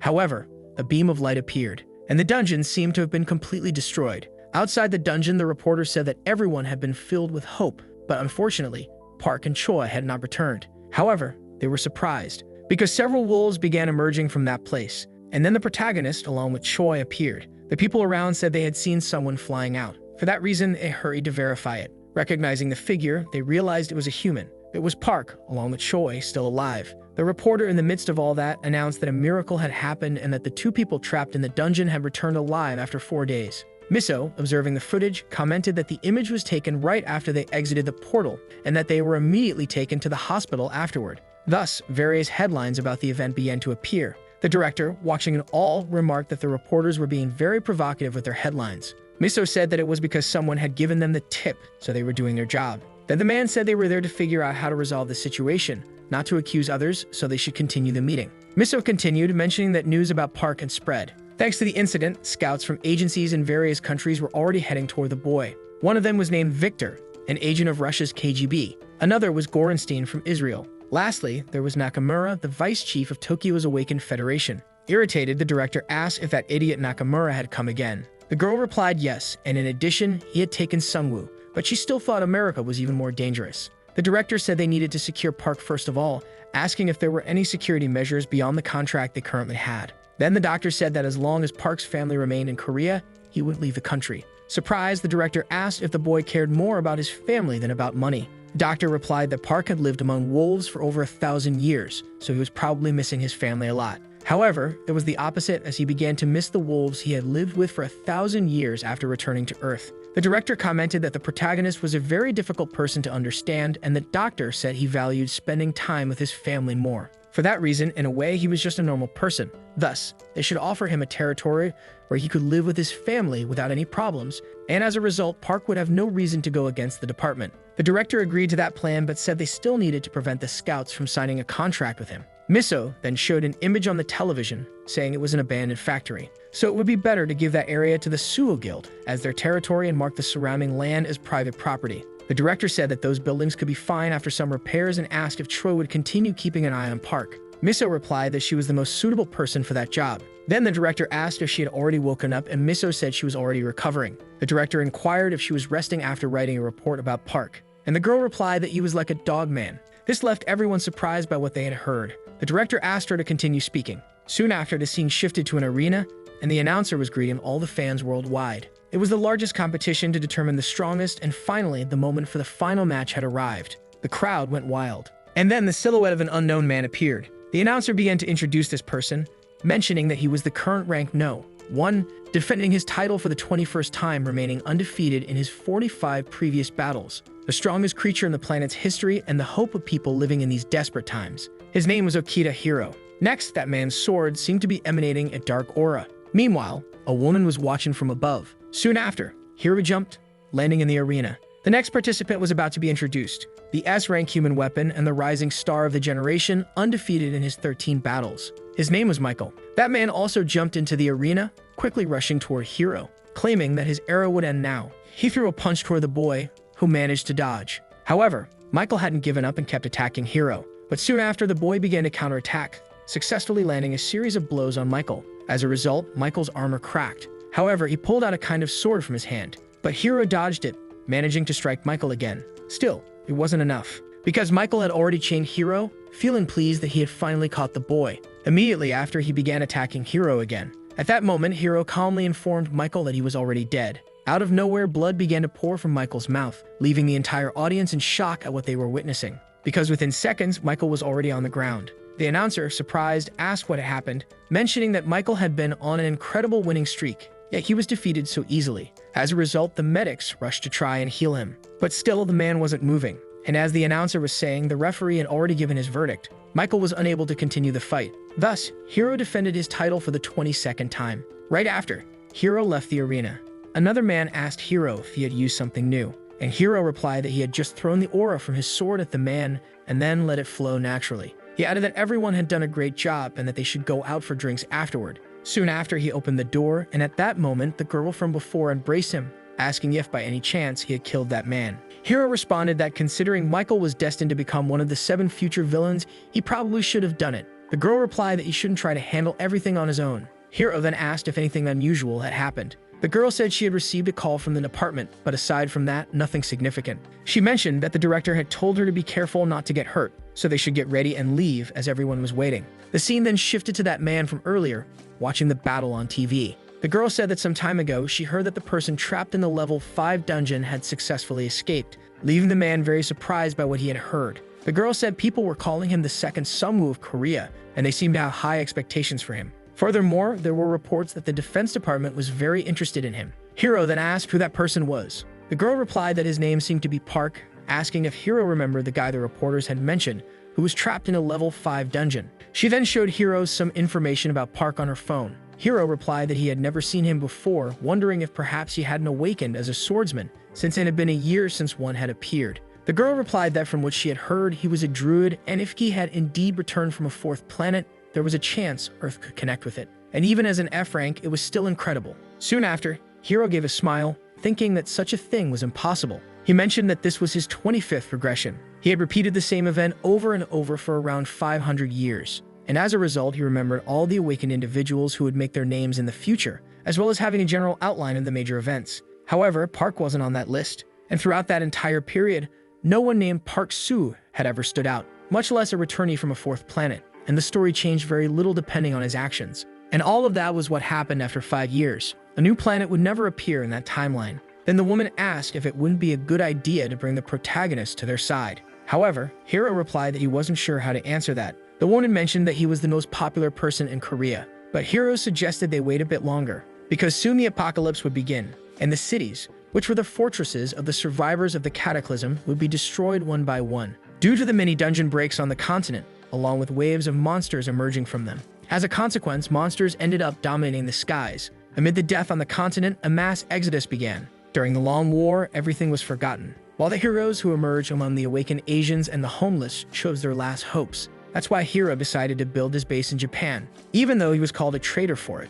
And if he dealt with the dungeons in that country, along with the talented people who showed their true abilities, that country would become the best place for survivors to live. Moreover, the Korean survivors didn't call him a traitor. They just called him by his name, and they always referred to him as a hero. Returning to the present, Hiro said he thought it was all just a spectacle. Furthermore, it could be a complete fraud. And if Park survived after the apocalypse began, it wouldn't be too late to bring him to their side. So they should wait and observe a bit longer. Then the scene shifted to the hospital. Miso entered the room where Troy was. She asked if it hurt. The girl replied that it did. Right after, Miso sat on her bed, saying that she didn't seem to be in pain. However, Choi insisted that she was. Miso mentioned a rumor going around the hospital that a masked guy came every night and left at dawn, asking if it was Park. Meanwhile, the girl seemed to be reading an ebook. She asked if Miso had bought what she wanted. Miso said she was lucky because she had sent one to her, and also brought food. Sometime later, Choi had finished her meal. Miso told her that she should go back to work, asking why she was still lying down. The girl then replied that she would sleep for just 1 hour,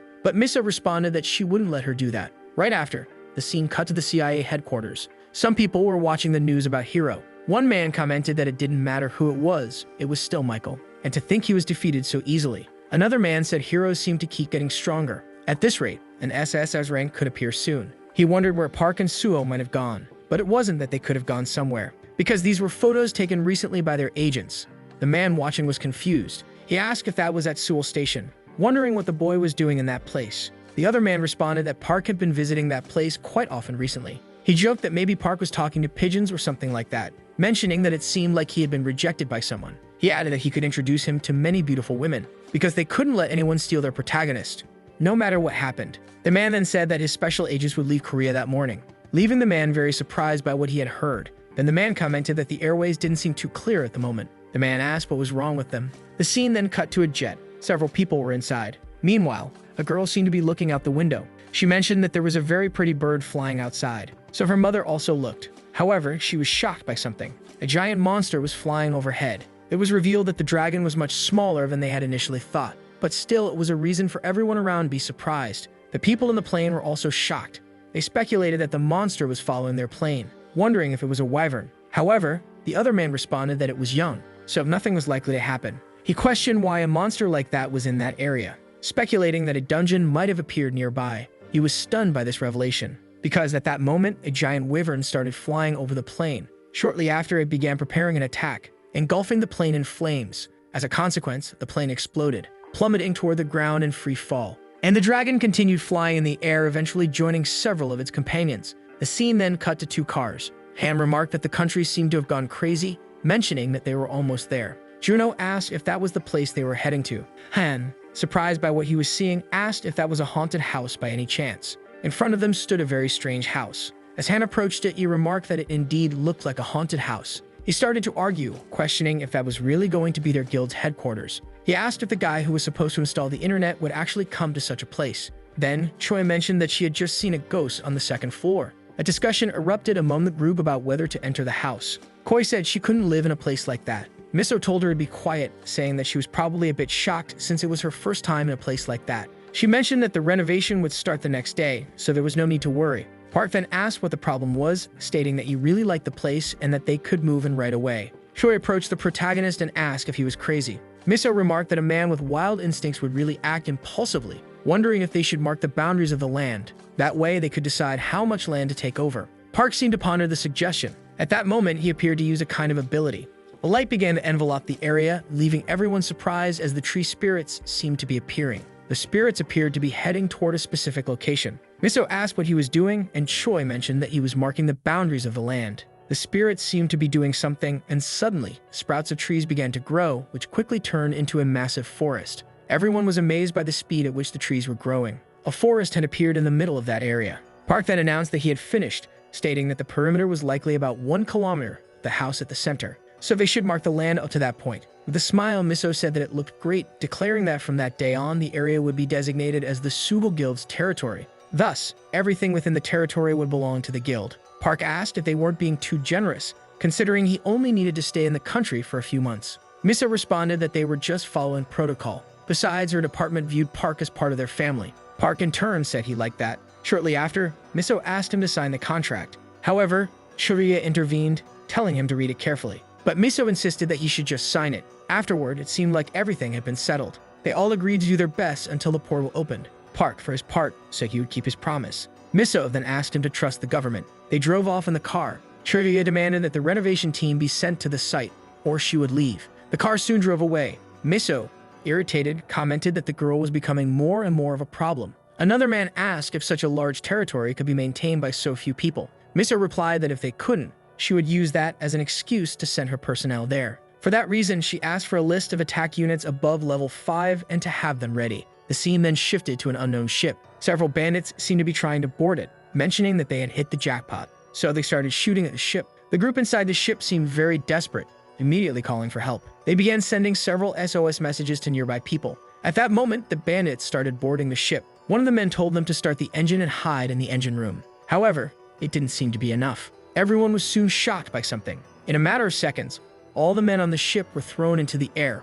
Right after, a tentacle appeared, and a gigantic creature seemed to be trying to swallow the ship. As a consequence, the ship began to sink. The other man, who appeared to be the captain, fell into the water. And at that moment, a giant monster appeared right in front of him, swallowing him whole. It was then revealed that several sharks with unusual forms were lurking in the waters. Meanwhile, a helicopter flew over the area, reporting that they had reached the coordinates sent by the boat. After searching a 16 kilometers area, there was no sign of the ship. Meanwhile, the giant tentacle remained below the surface, soon heading toward another ship. The scene then cut back to the protagonist's clan house. The tree spirits seemed to be doing something with the surrounding trees, and the house itself appeared to be undergoing renovations. Shortly after, Choi's phone started ringing, but she was still asleep. She eventually answered the call. Miso on the other end said it seemed like she was having a lot of fun in that house. Choi, still groggy, asked why she would say that, mentioning that she was still on duty. Miso asked if she was with Park at that moment. The girl, still half asleep, said she didn't know. Irritated, Miso called her lazy, asking what she meant by not knowing. Choi was told to get up, so she got up and saw a giant tree in front of her. As she sipped her coffee, she remarked that Park had really planted a lot in a short amount of time. All the trees had already grown. She admired the stunning massive tree that stood before the house, with several wolves roaming the area. Meanwhile, various system screens were appearing in front of Park, showing information about the wolves. The protagonist then began renaming all the wolves. The system warned that if dimensional energy exceeded his own, he could lose his sanity during fusion. Park, looking at the information, wondered if he could keep leveling up the wolves. Right after, Choi appeared, asking what he was doing. Park replied that he was assigning names to the members of his family. Choi remarked that he should have woken her up, asking why he had gone off alone. At that moment, the dog from earlier appeared. Surprised, Choi noted how quickly it was growing. Park mentioned that everyone had gone out in the morning and were probably heading toward the dungeons. Choi, surprised, commented on how hard they were working, even in such hot weather. Park then asked if she wanted to take a walk to cool off. At that moment, the boy transformed, asking her to hop on. The girl complied, asking if he just wanted to show off what he had done. However, Park told her to just hold on tight. He started running at great speed, leaving Choi amazed at what she was witnessing, asking him to slow down. Meanwhile, the pack of wolves was heading toward the protagonist. The scene then shifted to another location. A man asked if there was really nothing to report, mentioning that headquarters had requested any updates. But it had been 2 months since they last left the house. He asked if anyone had crossed the boundary. The other man pointed to the cameras, saying that the military would be dispatched immediately if anyone did. And since no one knew when the portal would open, 2 units would be stationed nearby. At that moment, a car appeared. The man noted that it was the Sooho clan's vehicle. Shortly after, the truck left the area, heading toward a specific destination.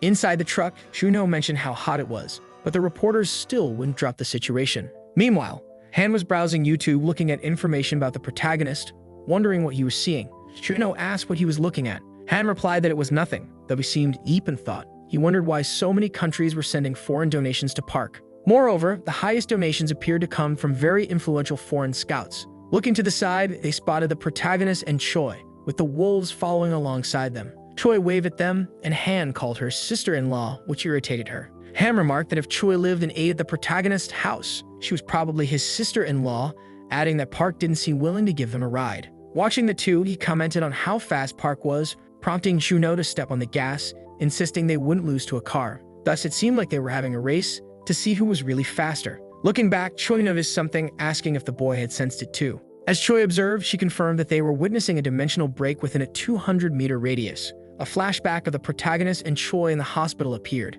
The girl asked what kind of planet he had been on. The boy responded that he had been in the animal kingdom, an unimaginable place full of hostile creatures with dimensional energy greater than 700. Choi was completely shocked by what she heard, as that power was immense. Park continued, explaining that it was a place where territorial and survival battles never ended until one was dead. To be the leader of a group, one had to be at least rank U. Even after becoming a king, he had to accept challenges for hundreds of years. The scene then shifted back to the present. Choi thought that with the bridge portal connected to the planet, unrestricted passage was possible for both sides. If what the protagonist said was true, that place would become a war zone where they would have to fight against hostile beings from another world, likely battling beasts with dimensional energy above rank S. The scene then cut to Choi talking with the director. She asked if he thought Park's planet would be friendly toward them. The director in turn questioned why she was worried, mentioning that Park was the king of that place. The scene shifted again to Park and Choi. Choi questioned why the boy had said he was king of that place. Park replied that if the current king wasn't the same as before,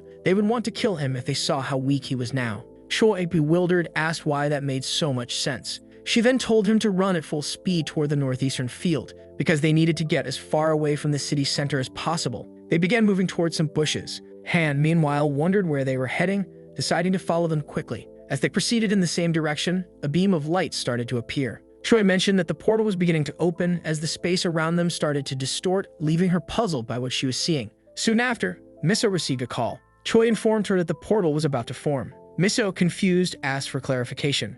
Choi requested that the portal's location be sent to the guard units. A short time later, several convoys arrived, preparing their missiles for a possible attack. The protagonist seemed to notice something, mentioning that this wasn't the planet he had been on, but just a normal portal.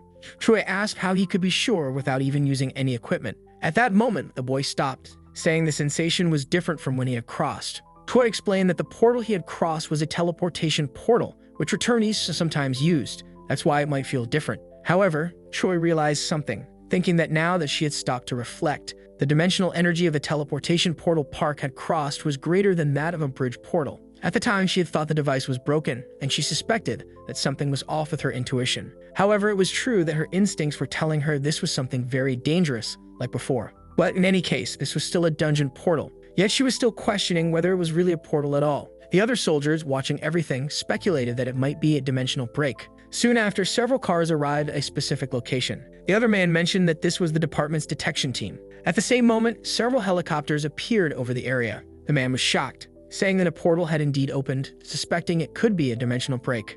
At that moment, another beam of light engulfed the area, and as a result, a new portal emerged. Choi, for her part, confirmed that it was indeed a dungeon portal, thinking that Park had much better intuition than hers, even though she had the best detection ability in the country. Soon after, the protagonist's brother's car was spotted. Hans and the processor approached. Hans, approaching, announced that it was a portal, speculating that it might be a new planet. At the same moment, two more cars appeared and a group of soldiers emerged, mentioning that they were the 11th detection team. For that reason, they began installing measurement devices in the area. Juno asked what those devices were for. The girl explained that the device was used to calculate the dungeon level and the time until it would break. They started analyzing some data, and the number 4,280 appeared. The other man informed them that it was just a level 4 dungeon. Park remarked that it would do. Miso, apparently disappointed, asked if it was really a level 4 dungeon. Shortly after, the girl changed her clothes, saying that Park had mentioned the portal wasn't the one he had gone through, so she thought it was necessary to enter and check out the place. A scene then shifted to the director on a call, asking if it was really a level 4 dungeon. Miso replied that they weren't certain yet. They first needed to determine if the newly created dungeon was connected to where the protagonist had come from. The director, sounding exasperated, mentioned that this was driving him crazy. He asked if Miso knew how much money they had wasted on this. Miso repeated that they weren't sure yet, since Park's skill level was incredibly high. The director added that if the first portal appeared near someone who had just returned, it was likely a dungeon portal. He questioned if Miso knew who had trusted and invested in this project. Miso responded that Park had great value simply for being an irregular. An argument ensued between them. The director finally asked them to find a way to resolve the situation, stating that if they didn't recover the investment, they'd be ruined. Back where the protagonist was, all the analysis had been presented. One of the men stated that the dungeon would break in 50 days, so they should send the military unit back, as it would be quite some time before anything happened. Park remarked that this would work for him. Another man mentioned that Park would need to complete the level 4 dungeon. Park asked if that would be difficult given the current number of guild members. The man said it would be easy. He then explained that the dungeon energy measurement device was a piece of equipment most guilds had, but the latest model cost around 3 billion. Park commented that it was very expensive. However, the man informed him that they were notified to rent the device permanently for this portal. He asked Park to sign some papers for that reason. The protagonist, observing the situation, asked why they were giving him so many gifts. The man simply smiled, telling him that even if he wasn't a returnee from a new planet, the department would never treat him poorly. He mentioned that foreign countries had recently been trying to recruit him. For that reason, he should know that the department viewed him as family. As the country's treasurer, they told him to relay this message. However, Park looked confused, saying that he hadn't received any messages from any foreign countries. Just then, Han appeared, asking if he could have a word with the protagonist. He explained that at that moment, competition for Park was fierce abroad, and since Park didn't use the internet much, Han had received a lot of donations. Park asked how much it was. Han said it was around 5 billion. The protagonist placed a hand on Han's shoulder, telling him that no matter how much he liked money, he shouldn't become a slave to it. He said that while living life, he would realize that having someone to talk to is far better than that amount of money. Han, seemingly saddened, said he would keep Park's words in mind. He explained that the foreign countries wanted Park to at least see what they were offering. Han said he had to show him 3 offers. Park asked what Han had done. Han replied that the countries hadn't sent assassins just because he didn't show them the offers. Park told him to just say that he showed the offers but was ignored. He then asked Han to grab Chuno and change clothes for their return. Han said he would take some of the donations and send the rest to the guild's treasury. The protagonist told him to do as he pleased. Han, thinking that Park was very generous and exactly his type, was pleased to have just gained over 3 billion. Time seemed to pass. Park asked if everyone was ready because they were about to enter the dungeon. At that moment, the other man appeared again, telling them to wait because a combat team from the department was on its way. However, the protagonist declined their assistance, saying that if they needed to mobilize someone to inspect the contract, he would only allow up to 2 people. However, they wouldn't be able to participate in the hunt. Choi reassured him not to worry, as they were ready to enter. The other man mentioned that the leader of the team should know that a level 4 dungeon wasn't easy to handle with just this many people. However, Cho told him to be quiet and focus on recording everything. Soon after, the dog from before appeared and Park said it should come along to level up. They all entered the portal, immediately finding themselves in an unfamiliar place. Park mentioned he wasn't entirely sure of the location. Cho then began using her ability to scan the surroundings. Park remarked that the place seemed somewhat familiar. The other man asked why they were walking so casually when they should be more cautious. Han replied that since the protagonist was leading, all they had to do was follow. Suddenly, Cho asked everyone to stop, reporting that there was a group of 3 monsters 70 meters ahead. Han quickly drew his weapon. The other man questioned if that would be enough, and Han confidently said it was. With a determined look, Juno drew his sword. Surprised, the other man questioned why Juno was acting that way. Juno rushed toward the monsters, but Park swiftly knocked him out, seemingly rendering him unconscious. Park asked Han to help wake him up. The other man asked why Park was acting like that, and Cho explained that Juno had a condition that made him go insane whenever he held his blade. Meanwhile, Han was still trying to wake Juno. Park, however, seemed to notice something, as something unknown appeared in the bushes. Park immediately instructed everyone to move back. At that moment, a monster emerged and began heading toward the group. Everyone quickly assumed their defensive positions, but Park charged forward instead, moving directly toward the monsters. The other man recorded everything. Several monsters rushed at Park, but he effortlessly dispatched them all. The system notified him that he had earned 48 conquest points. Everyone remained on high alert as more monsters could be nearby. Park was surprised at the speed of his reaction, wondering if this was real. Park then reminded Juno not to forget about the loot. The 2 of them began harvesting the stones from inside the monsters. The other man commented that Juno seemed normal outside the dungeon, but once he held a knife, he became a psychopath. Kyo told him to stop talking and focus on moving forward. Park announced that he would start killing the monsters next, so everyone should stay on guard. After collecting the stones from the defeated monsters, the other man, watching everything, wondered if sending C-rank soldiers and interns to deal with a rookie and a psychopath was wise. Park then called for the dog, asking it to head into the forest and bring more monsters back. The dog followed Park's command and headed into the forest. Meanwhile, Cho and the other man observed everything, wondering what would happen if a horde of monsters came charging toward them. As the team leader questioned if they would be okay, Cho simply told him to keep recording. Soon after, Park announced that the monsters were coming and a loud rumbling echoed through the area. The other man was panicking about everything that was happening. Han, noticing that Juno was losing control, told him to take a tranquilizer. However, Junho, driven by madness, charged toward the monsters. At that moment, the dog reappeared and an arrow flew straight at it. Juno managed to dodge the arrow and successfully struck one of the monsters, rushing toward them. He quickly advanced, finishing the monster with ease. Immediately after, the other man warned Juno to be careful, as there was a monster right behind him. However, it was already defeated. Han had taken it down from behind. Using his crossbow, Han finished off the monster alongside Juno. Both satisfied with their teamwork, Han reached level 9. The other man, observing this, fell silent, asking if this was really a level 4 dungeon. Cho sarcastically asked if he thought it was a level 3 dungeon,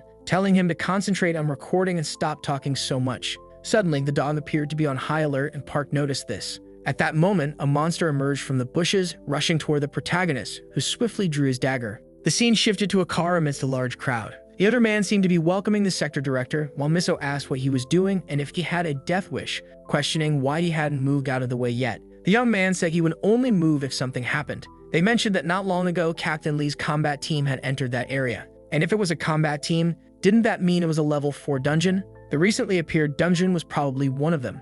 Upon hearing this, Miso remained silent for a moment, then instructed them to move out of the way immediately. As she left, the young man sarcastically thanked her, calling it a waste of time, and noted that it was only a level 4 dungeon returnee. They decided to start gathering their things. Meanwhile, Miso's car continued heading toward the site. One of the men in the car commented that it was probably a confidential operation and asked what they would do if the information got leaked. Miso questioned what he thought was more important, higher-ups playing with money or the protagonist. The man admitted that the protagonist was likely more important. Miso then said that if they revealed to everyone that Park was a returnee from a dungeon, the news would draw a lot more attention. The man asked if Park would be okay. Miso explained that this was why they were heading to the protagonist, trying to find a solution. Meanwhile, the teams were preparing to enter the portal. The captain asked if they were ready, stating that they were about to take down some monsters. A soldier requested they wait a moment, as someone had asked them to hold off. The man asked why they had done that just as a car arrived on the scene. A woman stepped out of the vehicle. Miso greeted the captain. The man asked what she wanted, and Miso responded that he couldn't enter. Confused, the man asked why not.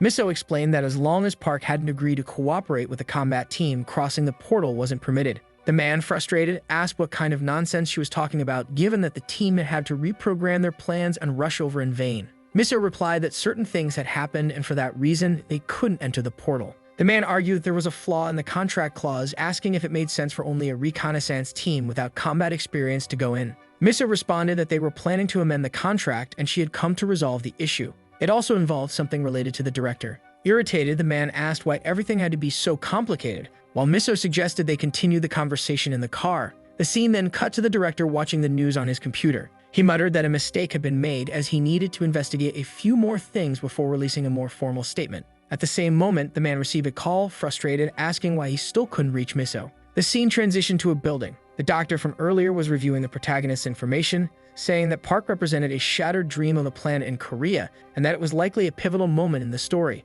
He reflected that the boy's life was like a drama filled with numerous conflicts. He recalled the protagonist's words about hiding near the coast before discovering fruit on trees, noting that in his past, the sea had provided plenty of food. However, it didn't take long for him to realize it wasn't a place where he could live, because when he looked to the side, he saw something. A massive monster was circling the area. The doctor, startled, realized that there couldn't be an ocean in a level 4 dungeon and wondered what that meant. He thought about the current theory regarding the origin of dungeons, that a planet could become part of a dungeon. A flashback of the protagonist appeared, mentioning that his brother was coming and asking the doctor to help find him. The doctor had agreed, but on the condition that Park tell him his entire story spanning 500 years. Back in the present, the doctor remarked that the protagonist had promised to share everything after reuniting with his brother. He noted that for an F-rank returnee, Park was a very ordinary person despite having lived hundreds of years as the king of the jungle. However, the doctor regretted losing the opportunity to hear a much more interesting story due to a hasty decision. Returning to the dungeon, Park was still finishing off those monsters that he coldly watched, eliminating them one by one.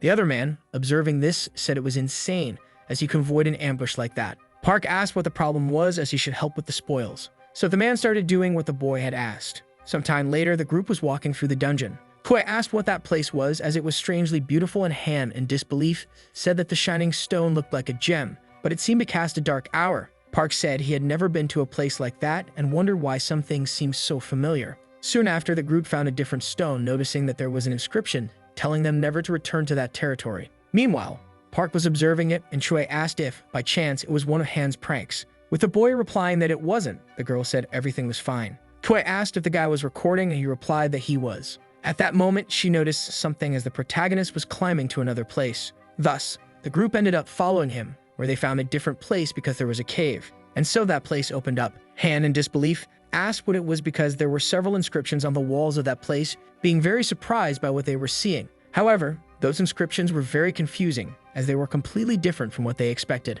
Moreover, in that writing, it said "miss humans" a lot. Additionally, there were various drawings written on those walls. Soon after, they came across a large phrase saying it missed many people it used to hate, as well as its family and his brother. Han, for his part, was surprised because the name Junho was also in that place. Soon after, they came across the phrase saying that Park Sooho had been in that place. At that moment, they realized what was happening. Han said it was similar to prehistoric cave paintings and seemed to have great scientific value. Choi, approaching Park, asked if, by any chance, he had lived in that place, and the boy, with a threatening look, seemed to be observing something. Seeing one of the inscriptions, they said it had been 500 years since he became the owner of the Moon Hill, where he remembered one of the opponents he had to face, who was simply a giant black tiger that always gave him that threatening look when they fought. Soon after, Choi asked if the boy was okay, and the protagonist was still observing those writings, remembering every battle and every experience he had in that place. Thus, he seemed to have realized something. Han continued searching the cave and mentioned that there were also some unfinished blades in that place, wondering how they made those blades as the stones were very shiny. At that moment, the boy started running and Han asked where he was going. Choi, for her part, began following the boy again, who quickly seemed to be heading to a different place. At that moment, he ended up at the top of a mountain. Surprised, he wondered what had happened in that place. At that moment, Choi appeared, asking what had happened and if that was where he used to live. Park replied that it was, but something was wrong as there was a snow-covered mountain in that direction and a grove of fruit trees on the other side. Furthermore, the sea was in that direction. Choi, surprised, asked if there really was a sea. Park said that place was called Maelstrom 12 and no one should go there. Choi, for her part, wondered if a sea in a level 4 dungeon was really possible. Questioning if it was Park who had written those phrases, the boy then answered yes. And that was the result of his efforts not to forget civilized society, and in the beginning, when he first arrived in that place, he lived in that cave to hide from the other animals. Even after moving to another location, he would return from time to time to write several times in that place. Koi asked if the lizardman had always been in that place, and the boy replied no. Then the girl asked what had happened to his animal companions. Park said that was leopard territory, and they weren't weak enough to move because of a few lizardmen. Then Choi asked if he could see that mist, mentioning that it was the end of the dungeon, and that's why they couldn't go to that place. At that moment, a noise started echoing through the forest, and Choi wondered if, by any chance, it was the lizardman. Using his ability, he confirmed that it was an ambush. Then several lizardmen began climbing that place. Meanwhile, Han, still with his group, was climbing above the boy. Choi responded that there were a total of 102 lizardmen approaching, wondering why they were all coming at once. And below them, there was also the Lizard King, who, by the way, had an unknown skull on his head. Park, looking at that skull, supposed it was one of the leopards he had faced. He asked her to stay with her group. Then he quickly jumped off the mountain, falling towards those monsters. Choi, for her part, asked what he was doing. Then the scene shifted to that woman from before, watching a pigeon. At that moment, a blue energy began to envelop that animal. And Choi seemed surprised as Park suddenly managed to create wings, flying swiftly toward that monster. Thus, the Lizard King threw his spear. However, Park easily dodged it, and in a matter of seconds, he was already in front of that lizard. Soon after, a blue energy began to envelop that dog from before, and Park transformed into his wolf form, managing to attack that lizard. Thus, the two began to fall toward the bushes. Choi was then surprised by what the boy had done. Han soon reached the mountain with his group. Choi, for her part, said everything was fine because the protagonist wasn't dead. Meanwhile, those lizardmen were still climbing the mountain. Koi said there were lizardmen 30 meters away and approaching, so they should prepare to fight. The other guy then grabbed a giant stone, saying he was ready for the fight. Han, for his part, grabbed his crossbow, telling them to try climbing. Meanwhile, Junho, without any weapon, also grabbed a stone. Soon after, those lizards got closer, and as a result, Han fired his arrow. Returning to the protagonist, he was in an intense fight with that boss, and it quickly seemed like he could finish him off. Thus, he tore off the skull that was on its head, asking the lizard where the leopards were. However, that monster already seemed to be dead. Back at the mountain, Park's group was still fighting those lizardmen, and the other guy asked if long-range weapons didn't use more dimensional energy than short-range ones. Han said there was no power limit as it could be ineffective depending on the person's level. Soon after, Shu warned that more lizards were coming. Junho then grabbed his two weapons. Han said Junho had gone crazy again, so they shouldn't let him jump. Soon after, that other guy noticed something as the protagonist, along with that monster, was in the air, surprised by what they were seeing. At that moment, those lizardmen were almost reaching the top of the mountain. Thus, Park seemed to have finished off that lizardman. Desperate, that guy asked to seek cover. Then, that lizard boss struck the mountain. The system notified that Park had leveled up and the wind ability had been unlocked. As a result of the explosion, several monsters fell into free fall. However, the mountain also began to collapse. Shui, for his part, asked everyone to take cover. However, it wasn't enough as everyone began to fall toward the ground and all those monsters were also falling. Thus, a landslide occurred. However, Shu seemed to have managed to save himself, asking if by chance everyone was okay. Soon after, that other guy from before said he was fine and Han was glad he was still alive. Beside him, Junio also appeared to be awake. Park, returning to his human form, told him to leave because the door had already been opened. Thus, everyone quickly stood up to return to the real world. The guy, observing this, asked what the point of all this was. Back in the real world, that portal was still very strong. Meanwhile, Miso, along with that group of soldiers, was waiting for the protagonist who at that moment emerged from that place. Meanwhile, that soldier silently observed everything, as the group had returned intact without any casualties. Observing the protagonist, the guy asked if that was Park because he seemed a bit weak. Soon after, Miso approached the protagonist, trying to greet him. However, the boy transformed into a pigeon, and then started flying towards somewhere. The other guy, watching this, was very surprised, wondering if he had really turned into a pigeon. Then Miso asked if something had happened, and Choi said if she had gone there to negotiate, she should just leave. Miso asks what happened with the recording, and Choi asks to simply return to the headquarters with Chief Kim. However, the girl responds that she also needed to go with them. Choi, in turn, asks the reason for that, and the girl replies that the mission to observe Park ended at that moment,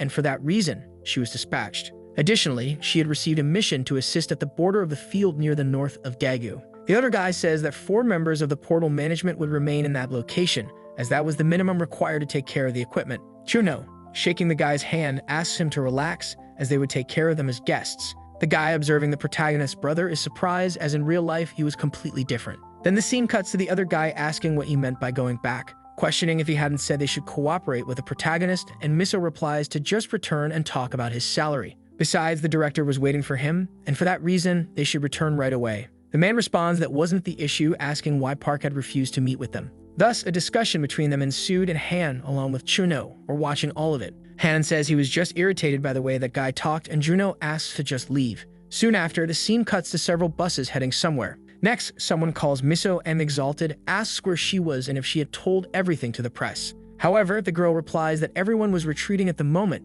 except for the management team, so she asks them to resolve it later. Moments later, a guy shows some people a recording where an inscription in Korean appears. Then he asks if everyone saw this inscription in Korean, and with this inscription, they discovered Park Sooho's diary written on the walls of the cave. In the recording, the guy suddenly jumps and throws the Lizard King away. At that moment, the guy says that, unfortunately, he couldn't record more inside the dungeon, but he managed to while outside of it. Soon after, a guy sees the boy's form and asks if that was a pigeon, to which the presenter says yes, and they believe he confused with tamed animals. And that was the end of the recording. Then a white-haired man says that was terrifying because the boy dealt with the Lizard King in that way. In turn, the director asks if, since the strength of the Lizard King in a level 4 dungeon is around rank B. However, the presenter responds that it was actually rank A, and that the boy had defeated a rank A monster with ease. Again, the director asks if Park Sooho is then above rank S. However, Choi says that his current dimensional energy is rank E, but his normal combat abilities are rank S+. After fusion, it depends on the animal. However, they believe he can at least reach rank SSS. Furthermore, Park Sooho has no level up limit in his abilities, unlike other awakened ones. Then the white-haired guy asks if all the regulars are like that, but Choi doesn't know if they all are like that. At that moment, the director asks what his status was like before his return. However, the guy says that if all the people who disappeared during the Cataclysm return like Park Sooho, their country would be extremely powerful. However, the presenter responds that going through a portal without equipment means going in empty-handed, so there's almost no chance of others like him. In turn, the director says that either way, even the first round of tests demonstrated that Park Sooho is a return from a level 4 dungeon.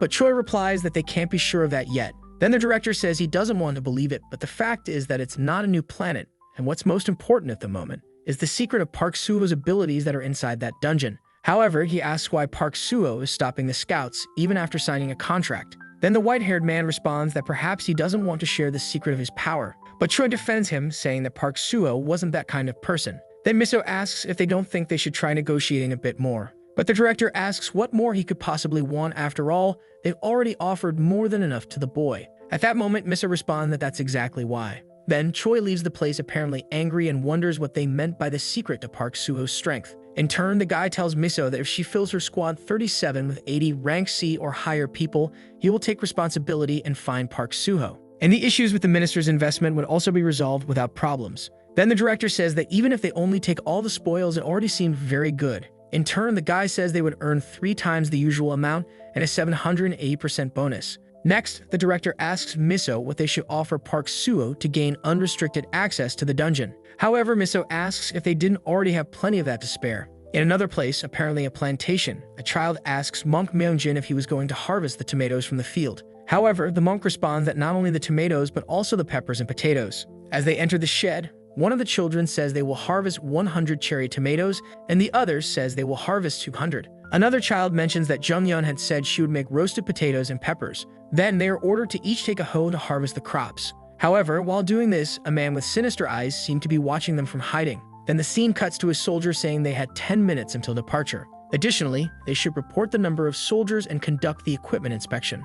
Thus, the other soldiers say everything was in order and there were no problems with detection. Meanwhile, Choi was using her phone. The girl says there are no issues with Detection Team 11. The soldier says they were about to begin the operation. Thus, they begin to leave that location. Inside the tank, the girl still seemed to be using her phone. and the soldiers were talking, saying they had heard that the Davu border was like hell on earth because of all the dungeon breaches. The other guy then says they doubted that the detection team would be in command of the front lines, asking if it was true. Choi replies that it is, which is why they should write a will and send it to their families before they go out of signal range. Then the scene cuts to another house where the protagonist was, and shortly after he receives a call from Choi. However, the boy was still sleeping. Meanwhile, Ham was on the computer saying the protagonist was sleeping much more than usual, and since it was revealed he was just a returnee from a level 4 dungeon, the donations should have stopped. However, he is surprised by what he saw. At that moment, Juno arrives at the place. Han asks him to knock before entering, and the boy apologizes, wondering if he was doing something illegal, asking if that monk had called at any point.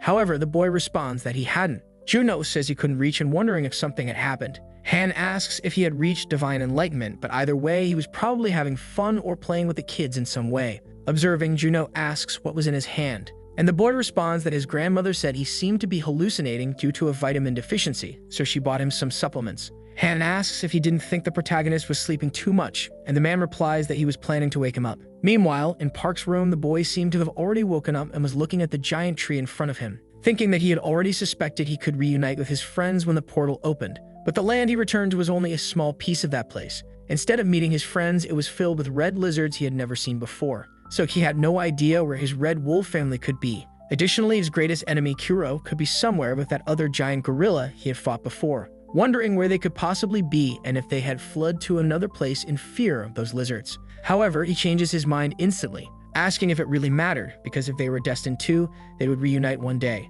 Soon after, Juno enters the room asking if he was awake so they should eat something. Park replies that he was already awake and had slept so much that he didn't realize he was hungry. Thus, the two leave the room and Choi is still trying to call the young man. A while later, the protagonist was already having dinner at the table with the two, asking where that blonde girl had gone. However, they were surprised by what they heard, asking if he didn't know the name of that woman. However, Park asks if her name wasn't Blondie, questioning why they were acting that way. In disbelief, Han says her name was Choi, asking if by chance the two of them weren't seeing each other before. Park, in turn, asks if he was talking about that house there. Then Juno asks if they thought they were going to send her to the field. Park says he didn't know what he was talking about. Juno says she had called because the protagonist didn't answer his phone, and besides, they needed to recruit new members for the guild. Park asks if they really needed to do that. Juno replies that yes, they did, because they needed people to handle the portal meter, and they didn't know when a portal could sprout in their territory. Next, the protagonist asks Han if he happened to know where they could recruit more people. The boy says he might know if he asked an old boxing friend.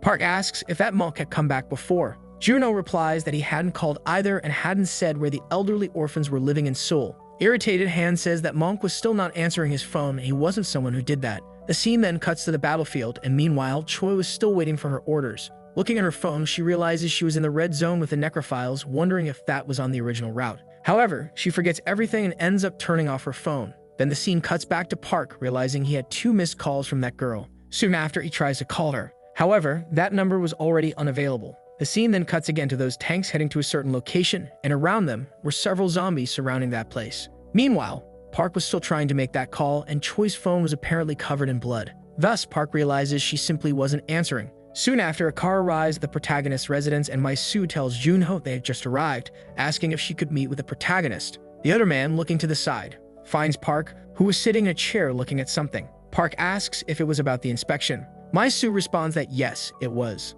The protagonist says that it wasn't a new planner, asking why they were so focused on inspecting them. Mai-Soo responds that they wanted to uncover the secret behind his ability in the dungeon. Park says he had already told them many times, as they just needed to train hard for 1,000 years, asking why they didn't believe him. The man then asks him to stop acting that way, since they were from the same country, so they should help each other as good compatriots in this time of national crisis. Park then asks what the man was talking about. The guy says that the frequency of level 6 dungeon appearances was increasing and the time limit for a dungeon break was slowly decreasing. The number of infected people in the field had skyrocketed, putting pressure on society during a massive food and labor shortage, and people with strong abilities like the protagonist were desperately needed. Park asks what he meant by infected people. The man says that after the cataclysmic shift, an unknown virus started spreading among the people living in the field. The infected are called necrophiles, and the red areas in that location are red zones with necrophiles. If that zone expands, land-based transportation will be cut off. Dungeon breaks in the field would become increasingly difficult. Mr. says they believed it was an alien virus that came through a portal, but it spread so quickly that it was hard to respond to the situation with their current manpower. Park asks if, by inspecting dungeons freely and hunting there, they would give 2 gifts in return. Mr. says the first gift would be to raise his guild's level to level 5. This meant he could enter dungeons from level 5 and below, asking if that wasn't exciting. The other gift would be to give him new territory, a region that used to be in the north near the protagonist's territory, asking if he could handle it. Park says that if he's talking about the field, the land was already abandoned, asking if he was requesting to protect the east of Sooho in danger. Mr. says they were abandoned lands except for a few other cities. Most of the region was practically fields. After the Great Disaster, the people who remained in the field couldn't bear it any longer and began moving to safer areas. However, the big cities with stable security didn't have enough space. Park then asks if he should stay in that place and welcome them. Mr. says that when people gather, they tend to help rebuild the city, developing trade districts in the dungeons and clearing the farmland. If his guild were recognized for its ability to manage the territory, it would likely generate a lot of profit. In the dungeon's commercial district, the modular mobile house should be used in case of dungeon breaks. Park, observing all of this, mentions that it wasn't a bad offer. Asking about the current situation in North Korea, the protagonist says they took a major hit to their command system at the beginning of the Great Disaster. The other man says there were coups, and when the system collapsed, they escaped to mainland. The remaining survivors are going from place to place, struggling to survive. Since they can't manage the dungeons systematically, breaks are happening everywhere. Asking if it wouldn't just be a matter of time before they escaped to South Korea. Soon after, the protagonist thinks he wasn't sure if he was mistaken. Then he accepts the offer, saying they should sign the contract. Pleased, Soo says he made a great decision. Park asks if the condition of staying in the country for 30 days had already been rescinded. The girl responds that it had. Park then says there were 2 things he'd like to personally request. First, he wanted to meet the scientist who invented the dimensional energy measuring device. Second, he wanted to locate a member of his guild, the monk from before, because he had stopped answering his phone all of a sudden. Soo says those 2 requests would be easy to fulfill, so they would take care of it. Standing up, the man says he would begin his mission. Soon after, the scene cuts to a building where 3 people were sitting beside a chair, apparently waiting for something. The other guy thinks that the Estella Guild was the mercenary group created by the largest conglomerate in Korea. Recruitment only opens twice a year, but most mercenaries are disqualified during the initiation phase. That guild was the dream of most mercenaries, which is why it was so hard to get into. But when you make it, you receive immense support. For this reason, he applied, hoping to get something even after being rejected by the guild. However, something unexpected happened, and he passed the registration phase. Therefore, he was being recognized after working for 3 years in small clans and as an influential mercenary. However, it wasn't over yet. Of the 50 people who passed the registration phase, only 10 would be chosen after the interview. So he couldn't lose his confidence there. After all, it could be a once-in-a-lifetime opportunity. At that moment, that boy receives an email from someone, surprised by what he was seeing. Sometime later, a woman says they can now leave the room. As a result, the other group begins to leave.